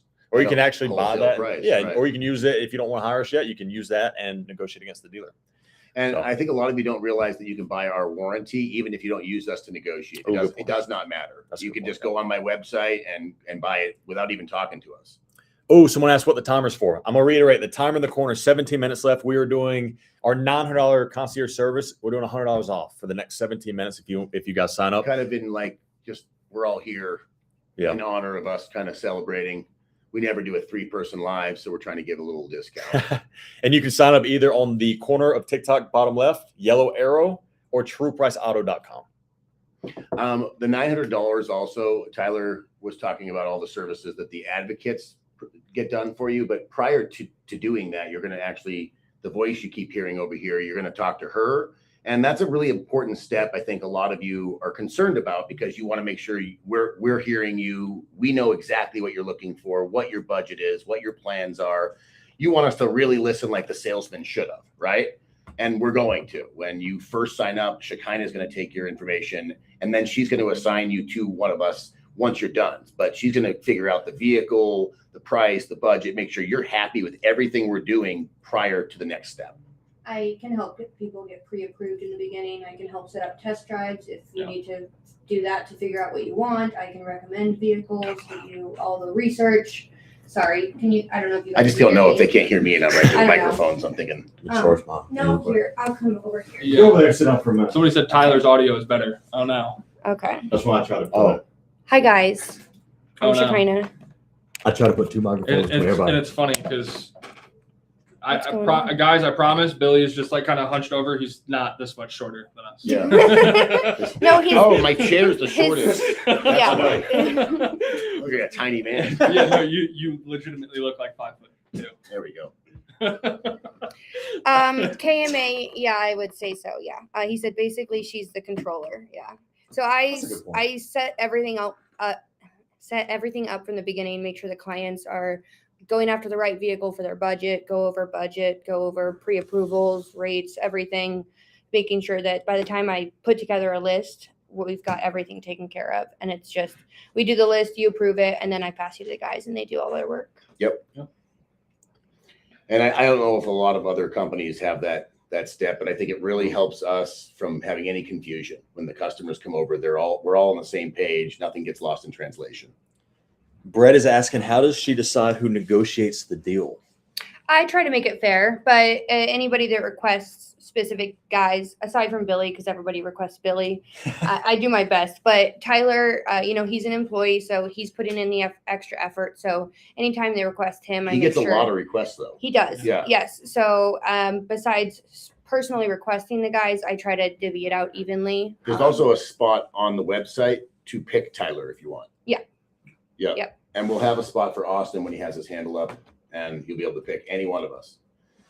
And I will say, like, especially like when people ask for you, I mean, you're involved in pretty much every single deal that we get on the website. If we think that we can get better, if me or Tyler think that we can get a better deal, we will go to Billy, even if we're not primarily working with Billy for the deal. I Right. mean, we go to Billy for advice on 100%. And we're going to deals. chat anyway. I'm going to go to these guys for advice. If they're working their market and they've been working like a Lexus deal and I haven't worked one for a while, I'm going to go pick Tyler's brain or Austin's brain and say, hey, that last deal you did on this Lexus, what'd you do? What can you tell me? You know, we talk about all of them. And that's why we know the market. That's why in 50 states, I can tell you like what the Toyota RAV4 market is in almost all of them. Yeah. Because I've done a deal in all of them. I've called dealerships in every state. I think that's where a lot of confusion happens is we have salesmen that come in here and they're like, that's not true. And I'm like, maybe at your little dealership in your one state, but I'm talking about the nation, Yeah. and I'm generalizing. You can't compare your store that's doing 200 new Toyotas a month to a store that's doing Right. 6. Maybe 100. you guys don't do discounts Yeah, like that, 100%. and that's fine. Yeah, no, areas You know, are completely also different. policies. A lot of guys confuse policy for law, right? Because they've been told their whole life that's how Yeah. it goes and they don't know any better. And they've been fed shit too. Like a lot of sales managers, you guys often think the salespeople are lying to you, but they're all just coming out regurgitating the lies they were told. 100%. They don't know any better. They believe what they're saying to you. For the whole first 6 months I worked at the dealership, there was a couple lies I perpetuated because I didn't know any better. My manager said, that's what you say to people. That's very true. That's what I was going to say is that I've been in meetings and they tell me something Yeah. and they come to find out it's completely wrong. Yeah. But I was taught that because my manager told me that. Yep. I had a gentleman the other day on the phone say, you have to keep the financing for 3 months because they'll actually take the rebate back and all this stuff. And he was dead serious. I could tell. And I was like, hey man, I'm just going to give you a little schooling. That's a lie. Stop telling people that, because if I didn't know any better and I didn't do this for a living, I would have like thought you were a liar and not said anything and been mad at you. Right. I actually had a salesperson tell me that we can't take off the dealer add-ons, which was a theft deterrent, because if we do, we don't get the special rate. But he's like, my manager told me that. And I said, well, Mr. Salesperson, That's crazy. whoever told you that is lying to you. Yeah. And he laughed. Well, I don't know. So I don't blame the salesperson for that. I blame whoever told him Yeah. that. Yep. Which is crazy. So that's actually illegal. Yeah. Well, look what happened when they told me all the stuff. Yeah. I started this company. Once again, out the door price for a Silverado, Trail Boston, South Florida. We would need to see more details on it. I'm actually from Tampa, so I'm very familiar with the market, but it would just depend on the MSRP of that vehicle. I would need to see a little bit more details, but yeah, we would be able to help out with that. Loading the lips, yeah, Cam and Auto, 100%. That's what managers train. They load the lips and they tell the salesperson exactly what to say word for word, especially new people in the business, and they're loading their lips with complete bullshit. KMA, what's going on? We got a lot of gifts, at least on my side. We got a lot of cowboy hats from Exo Stephanie. Thank you. Greg, couple donuts there. Thank you. And hello, Classic Car Guy. I can't see my gifts on the phone. It's far away, guys. But if you can hear me on my live stream, appreciate each and every one of you like I do every night. Just a little far away, so I can't see all the comments. Yeah. Jared, shoot me a DM, and then if you're a salesperson, at least at a good dealership, we'd love to work with you as well. He's actually down in Tampa, the salesperson. Oh, he's from Tampa. There you go. Are doc fees required? We answered this earlier, but some states or some dealerships, which dealership was it that didn't have one? The Ford dealer? The doc fee? Long Lewis Ford. So some dealers don't have it, but 99% of them do. And then unfortunately, yes, you're going to pay that. It is what it is. If it's an excessive high doc fee, I would say $1,000 plus. We always take that into consideration with our offer. 100%. I was at a dealership that our doc fee was $2,835. I'm just throwing that out there. And the person who made that fee told me it is straight profit, which it is. 100%. So keep that in mind. Let's see. Realistically, how much will dealers drop a price on a used car? Depends how they have it advertised. Mm-hmm. It also depends on the market of the vehicle. Even if they bought it for nothing, right, and they're making a ton of money on it, they're not going to give it away if it's already aggressively priced. They're going to sit on it and wait and get the most money they can. So a lot of you are looking for discounts on used vehicles just because that's like the go-to, like, oh, we want discounts. So you look at vehicles and automatically assume it'll be $1,000 less than that, or $2,000, and that's just not the case. I mean, on used vehicles, you'll be hard pressed if you found a good deal already, and it's already a great aggressively priced vehicle to get $500 off, and that's just to make you say yes. Yeah, I saw Lucia asking a few times if she hires concierge, would that be a today thing or probably something that you get to in the next couple of days? So it says it right on the website. Concierge is 7 to 10 days before you talk to Shekinah. Okay. And then after that, it's pretty quick. It's a couple days. Yeah, I can't remember if it was that or consultation. So consultation's right away. Okay. Concierge is our white glove service, and that's the 7 to 10 days. Right now, we're moving probably more like 4 or 5 days, so a little quicker. And towards the end of the month, that's what we're trying to do is get as many deals as we can get done towards the end. But there is a skip the line service, so you can sign up, and it starts on Monday. If you signed up today, you'd start Monday. Nice. And we'd give the $100 off to anybody that signed up for the skip the line too. I'll get this over here so you can see it a little bit better.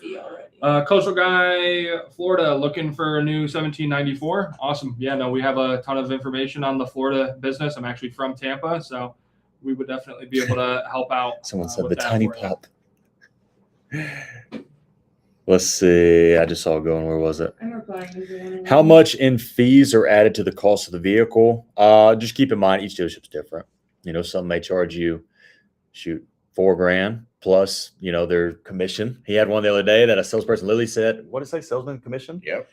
As a dealer add-on, it's crazy, but there's also good dealers out there who don't do any add-ons as well. And then what it was, and that's crazy, dealer commission was so crazy, is like, at that point, you're not like mad at the dealership, right? Correct. You feel like you're stealing this guy's paycheck if you say, I don't want to pay for that. Yeah. And that's the whole thing was like make me feel sympathy. And I was like, I don't feel bad at all, man. I don't care if you get paid. I'm not your employer. Like, I shouldn't have to pay you.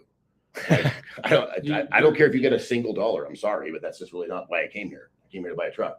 Yeah, no. Not to worry about your paycheck. I have 5 kids already. I don't need another one. Any good dealers that you worked with in Jersey? I would say that even if we negotiate a good deal at a dealership, you should definitely do your due diligence and still shop around. Route 22 Honda over in New Jersey gave us a very straightforward pricing, no dealer add-ons, and the biggest discount in 3 states that we called. That's a good one, but just because we recommend a dealership or we might say something good about a dealership doesn't mean they're going to give you the best deal up front 100% of the time as soon as you call. You still need to do your due diligence. Yep. So even if we say a dealership is good, we've had a good experience with them and they treated us well and they gave us a good discount, but you should still do your due diligence as a consumer. I mean, get to the be best honest deal. with you, you could call the same dealerships we call, talk to the same salesperson. You're not going to get the same deal. Yeah. A lot of times we're going to build a relationship with that dealership, so we might already have a better deal waiting for us. But you can get the same deal we get if you follow our tips and 100%. call all the same dealerships. We're not gatekeeping any special information or hidden magic secrets, guys. It's literally just the process that we use, and that's what you're saving yourself when you hire us, is that time, that energy, that annoyance to make sure you got the best deal. Guys, we're down to the last 6 minutes for $100 off our service. Again, if you did want to jump into that, yellow service plus at the bottom left of the screen. So if we hire you, we need to do our due diligence to call the same dealerships to get the price. No. We do all that. We were talking about if you did it on your own. Yeah. See, we are not pushing you guys to hire us. Okay. We are here if you need us, and we are plenty busy. A lot of people do need our help. But what we're saying when we say you could call the dealerships is that what we're doing is not magic. It's just doing what we're telling you guys to do in our informational videos. It's just giving you the information to do it yourselves. If you hire us, you're electing to not have to do that. It's like taking the day off of work. Wes Cheesy, what up, brother? That's a buddy I went to high school with. He's in the car business. Michael said, "Do you need facial hair to work for Billy?" Yes. Yeah. He did not hire me until I grew a little bit. Good facial hair, though. Look at the beards. They're good. You can't have the patchy beard to work there. Yeah. Gotta be straightforward. Gotta look good. The only person he didn't make grow beard is Chicano. He requires us to trim it at 2 guard, too. If you look, they're I not tweeze it every overgrown. morning. She tweezes. It's 30. Yeah. Adela asked, "What is your average negotiate savings on deals if we're paying $900 for your assistance?" If you want to touch on that. It's the best deal. That's all you can say. So let's say that the vehicle that you're interested in doesn't have big discounts in your area. I'm going to call all the dealerships to see who has the best price, regardless. Even if we don't get any discounts on that vehicle, one dealer is going to have more dealer fees, crazier add-ons than the other. One of them's going to have a higher dock fee. So it doesn't matter. I'm going to call all the dealerships to make sure whatever vehicle you go home with is the best price in your area or anywhere. So it's not about a discount, but you have to consider, if you are going to think about discounts, that's just one part of what we do, calling dealerships to get the price. The price is actually really easy, guys, if you do this for a living. The hard part is all the other stuff we're doing behind the scenes. Your trade value, making sure you're not getting ripped off there. The financing, making sure you're not getting interest added there. If you buy a warranty, you're not getting charged double. And advocating for you the whole time, being on the phone, making those hard phone calls and having those conversations. Anybody considering hiring us, I can tell you why you're considering it. Because you're thinking about the last time you bought a car. That's going to happen again.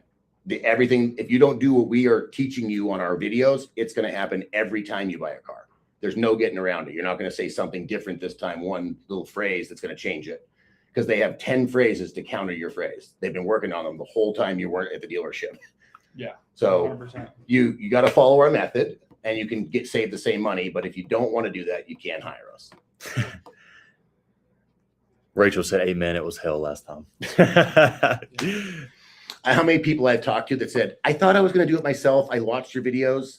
I got a terrible deal. I just fell apart when I got there. I said yes to everything. I don't know what I was thinking. I just want to get out of there after a while." Yeah. And they get the same bad deal. I think you guys can touch on this too. Even with our experience, it's still not a fun thing to do 100% of the time. And it's still difficult, even with everything that we know and all of the knowledge that we've obtained over the years. 100%. I'll call a dealership. I'll have to mute my phone and be like, "Oh my goodness, this salesperson is making this so much more difficult than it needs to be." And that's with a decade of experience 100%. in the business. So it's a process that even if you have mastered it, it's still not something that's 100% fun to do. And you can call one store and they're great to work with. You can call another store and it's like pulling teeth. Yep. So, And that's the whole point too of telling you guys to call around, is because one dealership might tell you that these things are selling like hotcakes and there's no discounts. And if you didn't call anywhere else, you might believe that. Yeah. So it's all about calling multiple places. We're back. Sorry, guys. On mine, my camera went dead, so I know we're back. Chasen popped in yours and said, "What up, What's guys?" up, man? How you doing, Jason? Chasen, how we doing? Let's see. I saw a good one in here a minute ago. If you know you're going to keep the car at the end of the lease, is it a good way to buy for low payment? Me personally, if you're going into a lease and you plan on owning that car past that 3-year term or however long you plan on leasing, I would recommend just finance. Yeah, just purchase it. Just buy it. Literally, Most of the time it's going to be cheaper to finance because at the very end, you know, you just really never know. So just go about it that way. Yeah. Do you ever see the industry changing? Buying a car is literally one of the worst experiences.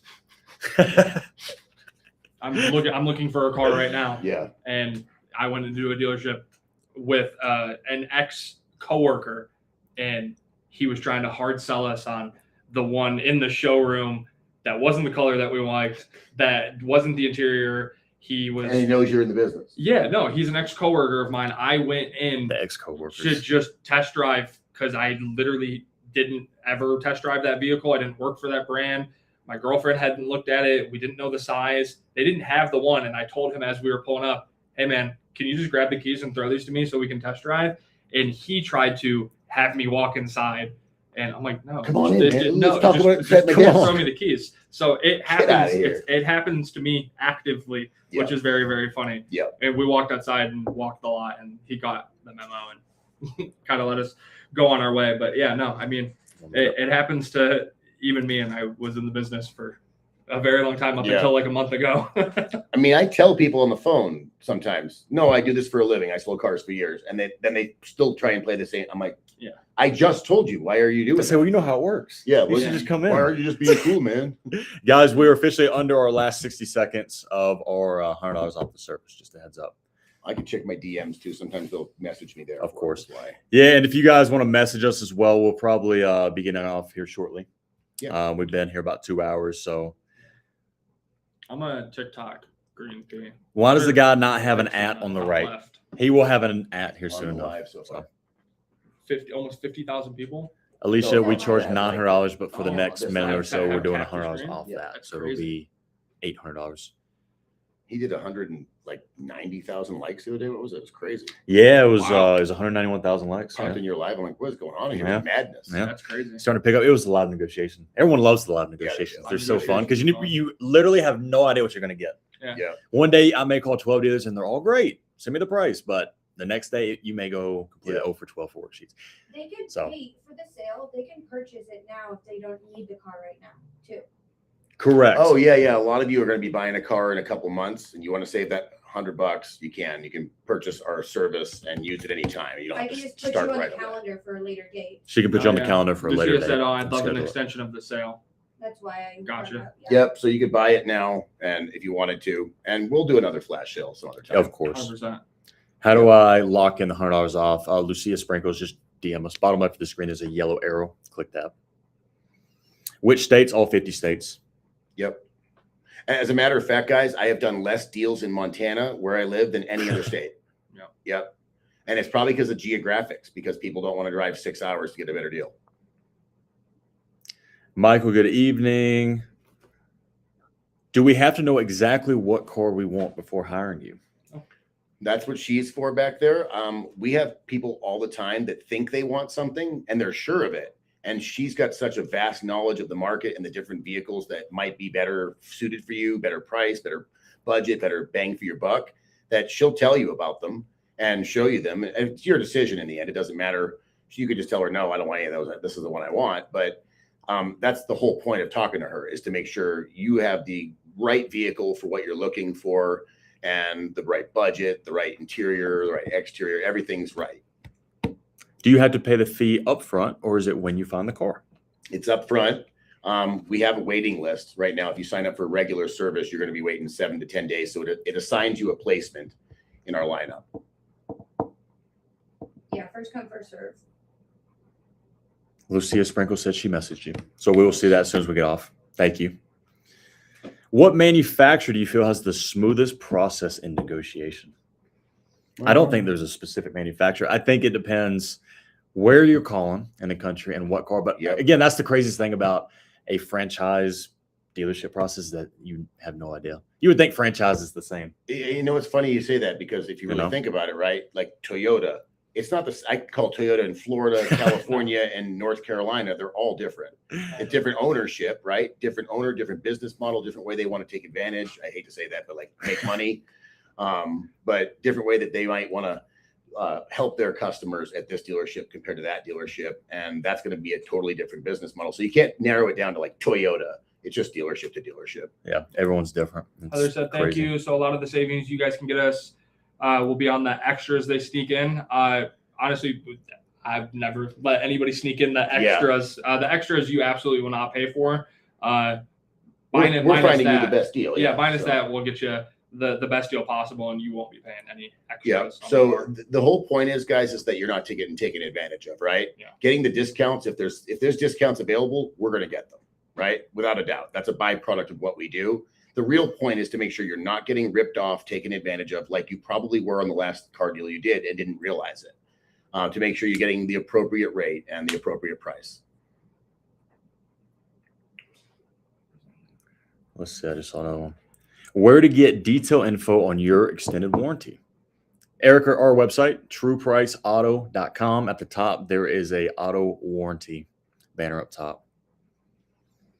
And you can actually get a quote right there by yourself. You don't need to talk to us. You could put in the information. It'll generate an actual price for you. Our profit margin is in that price. There's no hidden agenda. That's the price for a 10-year, 100,000-mile warranty. Any of you do this warranty quote on our page, you know what you're going to see? Wow, that's half of what I thought it was going to be. Bring that price to the dealership and don't tell them that you have it. And then have them quote you the same coverage. You're going to see it's double, sometimes triple the price that we're charging, and we're making money at the price that we're charging it at. Is employee prices real? No. I had actually a salesperson tell me the other day, it was on a Camry negotiation. He said I offered $4,500 off. It was on a lower trim level. And he said, well, I bought one 2 months ago and I got $3,000 off. I told him, well, you should call more dealers because I had 3 dealers that gave me $3,500 off. Hired me. I said, your dealership screwed you.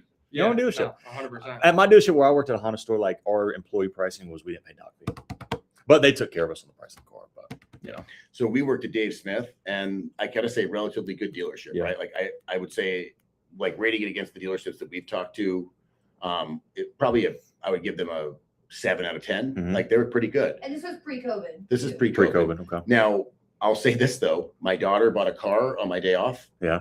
And they hosed her on the price, and then they jacked up her interest Your rate daughter? 2 points and ripped her up on a warranty. So I came in and unwound the whole deal and freaked out and yelled at the finance guy. I'm like, what are you doing? Did he know it was your daughter? He knew I was a top salesman there, and she Of was course. she was my assistant. She worked there. Yeah. That's And I was even like, worse. Madison, you took this deal? She goes, well, he said I had to buy the lunch. I mean, he said, what? Oh my Like, God. And it was our top finance guy, who was the most unethical guy I've ever met in my life. And he made double what any finance guy made. Everything was, how do I screw them? That's his whole life, his MO. I hope he's listening. Yeah. Somebody in the comments earlier said they only deal with the finance man. And I'm like, that's the worst guy to deal with. Yeah. Horrible. You know how you get the finance job? When you're such a smooth character as a salesperson. You've graduated to this position. Yeah.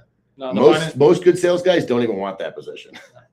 The finance manager, when I bought my Camry, tried to tie product to my interest rate. So yeah, no, I mean, it goes to show you, even if you work at the dealership, they try to make money on anybody that's willing to buy a car. They try to make your money, even if you work there. When I approached the finance guy about my daughter's deal and said, you marked her rate up 2 points. We work here. We know what you're doing. Like, what are you doing? He's like, I marked the rate up for my own mom. That's how money is made in this dealership, buddy. And I was like, you do? What's wrong with you? This is a classic salesman talk right here. So they said, you realize everyone has a charge. Everywhere you go, there's something added. Like a cup of coffee costs 3 cents and it's sold $5 to $8. I love when they make that comparison. I know. A cup of coffee is 3 cents and they sell it for $5. That's not a $50,000 purchase. Well, no. Hold on. If the cup of coffee is 3 cents and they sell it for $5, but how come if I'm naive, I pay $12 for the coffee? Because that's how a dealership works. Yeah. Everybody pays $5 for that coffee at any other business, but not at a dealership if I don't know any better. That's why it's different, brother. Yeah. It's I advertising used to say coffee that. for $5. Plus you have to get the foam and the cream, and you have to pay additional for your cup. I did a video about that. Yeah. Yeah. So $5 for the coffee, $6 for the cup. But they tell you that when you get there. I hear the Walmart thing again a lot too. Like, do you bitch about the markup at The Walmart? groceries, yeah. Did you guys know that the Walmart markup is 3%? 3%, which means you'd have to spend $100,000 for them to make $3,000 off you. I didn't know that. So I don't feel that bad about their markup. I'm okay with it. Yeah. I also don't ever ask them about their profit margin at Walmart or the guys what he makes at Walmart, because I don't care. But they don't follow me around and put expensive stuff in my cart and try and talk me into buying shit. So So Where the is same that? salesperson You're said, not so a thinking about guaranteed that. gains is okay, question mark. What's that? She said, so a guaranteed gain is okay. Well, keep in mind, everyone always, that's the new thing, like the new argument is that shouldn't we make profit? The owner is making profit in Every that time. business. Just because the sales side, even though he's losing a little bit of money, he's got service, he's got parts, he's got dock fee, he's got pack. There's so many different ways that owner is making money. You know who's not making money? The commission salesmen that aren't selling enough vehicles. And that's why they're commissioned, because you don't have to pay your help when they worked all month if they didn't make you any money. It's a great business model. And that's why we'll never get out of this business model that we're in right now. And this entire travesty is because of that. Is because people work for free. When I quit as the top salesman at the world's biggest Dodge dealership, I thought they were going to be like, no, please come back. They were like, we have 2 idiots that can replace you. Like, see you, dude. Don't come back. They didn't care one bit. And that's what showed me the loyalty. Like, they want me to pretend like, like they care about the customers, but I was their top employee and I wasn't cared about. So I just don't think there's any loyalty except to like the top 3, in a dealership, the owner and his 2 right-hand men. How much longer in the live? 5 minutes. We go eat. Yeah. Follow that. Last 5 minutes, guys. Someone asked, is the service $800? Question mark, question mark, question mark. Tonight, yeah, if you sign up tonight during this live, I know we had the timer, but we can go till the end of the live. Drew Pearl. What up, Drew Pearl? He's What asking up, if we're Drew? all on the same team. Yes, we are, Drew. How you doing, buddy? Drew, we're waiting for you to sign up, buddy. Jared asks, I have a good beard. Can I come work with you guys? I've been selling cars for 12 years. Eventually, we're going to become ZZ Top. Drew said, hey, y'all, let's talk. Let's do it, Drew. Chaz said, now the Avengers have assembled. What up, Chaz? Drew is a Nissan manager and a GM, Kia, right? Kia GM, Yeah. And he's giving me good deals at both dealerships. I like his content. He's great, man. Steaks or burgers for dinner? Question mark. We actually went elk hunting this morning and killed an elk in the mountain. Bare hands. Bare hands. Yep. All right. Let's see. I saw a couple other ones. Let's see. Dealer ads. Do they come off the price of the car, or is that line 0 out? Tar Heel, when it comes to dealer ads, we don't pay them whether it comes off the price or we just get a bigger discount to compensate. So there's some dealers he talked about yesterday that they are required to keep that on the worksheet to show those companies that they're selling them. So sometimes they'll give you a bigger discount on the car to compensate, or just completely take them off. Just depends. Let's see. I saw some good ones in here as well. As a Honda dealer, how can I sign up for your program? Straightforward pricing. Mulligan, appreciate you coming in here and asking. You can go to truepriceauto.com, and at the top there is a dealer recommended service. If you scroll away to the bottom, put all your information in. Put your name too. We'll call you directly. But Mulligan, if you're at a straightforward, like one price, no haggle dealership, we pretty much don't work with you guys. Unless your price is ridiculous, better than everybody else's always in your market, then of course we would. But typically we're going to try and negotiate the best deal for our client. And if you don't haggle, we're going to end up just using you for your price and shopping your number, if I'm being completely honest. Yeah. I actually made a video telling people to call one price dealerships because they're quick to give you the number and then just shop the hell out of them. Yeah. 100%. Drew asked, what states are the hardest to negotiate? What do you guys think? Depends on the car, I think, but Yeah. probably West Coast. is what I'm For saying. me, I've had so much more trouble with. I've done a lot of Toyotas in the West Illinois Coast. Midwest. or like states around Fair. there. Like I have to go New York. New York was super, super hard. But We had to go to NJ. So exactly, we shop Yeah. out of state for all the East Coast tough ones, but Midwest is tough in a lot of places. Yeah. This is a good point while we're all talking, guys. We all negotiate deals all over, but we all share the same data. Yeah. So that's the good thing is that we're getting all And this. Dakotas. Yeah, Dakotas, Wyoming, any place where there's like Montana, where you're geographically limited, Yeah. you're going to have less people that you can help because the dealerships they know you have to drive 600 miles to get a deal. Drew said when he buys his dealership, you guys can go live for me every night, or go live every night at the Dealership. store. That's what My you should man. make is a Appreciate creator dealership and have all those. Honestly, that would be amazing. That's Yeah. so great. Drew, we may just have your idea. Yep. That's awesome. Midwest sucks for Toyota, especially Illinois. Yeah, no, I had a lot of trouble. I didn't think I was going to have trouble with New York. Illinois, I'm like, oh, those are relatively popular states. I'm Yeah. shopping Chicago, New It's York. just that Awesome, Drew. I know. Looking forward. their customer demographic that comes through the door doesn't care. They just pay it and whatever. This is how it is. Yeah, Here. no. But in New York, clients, guys, both of you, so you know, I have 2 Massachusetts dealers that are willing to wheel and deal on Toyotas, Oh, okay, and they'll ship them to like New York and everything. They don't care. That's awesome. Yeah. So that's what we do a lot for New York. When I get, like, for instance, I just had a Wyoming customer on a 4Runner. Wyoming, same thing as Montana. It's just like hit or miss on finding a dealership that'll negotiate with you. And I did call all her local dealerships. They were like, we'll give you $50 off the MSRP on like a $75,000 vehicle. We went to Texas. We got $4,500 off, and with delivery, she still saved $3,000. Like, slam dunk, and she got a way better rate. Ortho asked if he signs up tonight, can I use your service in 2 months? Yes, you can. Yep. We can schedule that later on. So the office will reach out to you anyways to schedule your initial phone call. So you can just tell them then that you want to do it in a couple months. Guys, last couple questions here before we get off, but this is a good one. Typically speaking, if you have a mid credit score, do you have the ability to negotiate? I'll touch on that first. I think if you have a mid tier credit score, I would always recommend getting a pre-approval at your bank. Having a pre-approval, you have leverage automatically. But if you were to go into the dealer, which a lot of people do, and then they run credit and they know that you have, let's say, a low 600 credit score, the dealership will use that against you. They're going to tell you, listen, based upon your credit, you qualify for this car. You may not qualify for that car. Or they might tell you, and this happened a lot, is the bank fee that they're going to get. Right? 100%. So they know that your credit car. might be a bank fee that they're going to get, which is, a lot of you don't understand that. But sometimes if your credit's challenged enough, the lender will say to the dealership, hey, this is really high risk. We'll give you a loan, but you're paying this fee, X amount of dollars. And that comes out of the profit margin. Now, if they already negotiated a bunch of money off the front end of the vehicle and all their profit to give you a good deal to get you to finance with them, and they find this out, they're going to quickly tell you that they can't do the deal because there's no money to pay for it, right? Because they have to pay that fee to the bank. So like he said, you have no negotiation power if they know this information, right?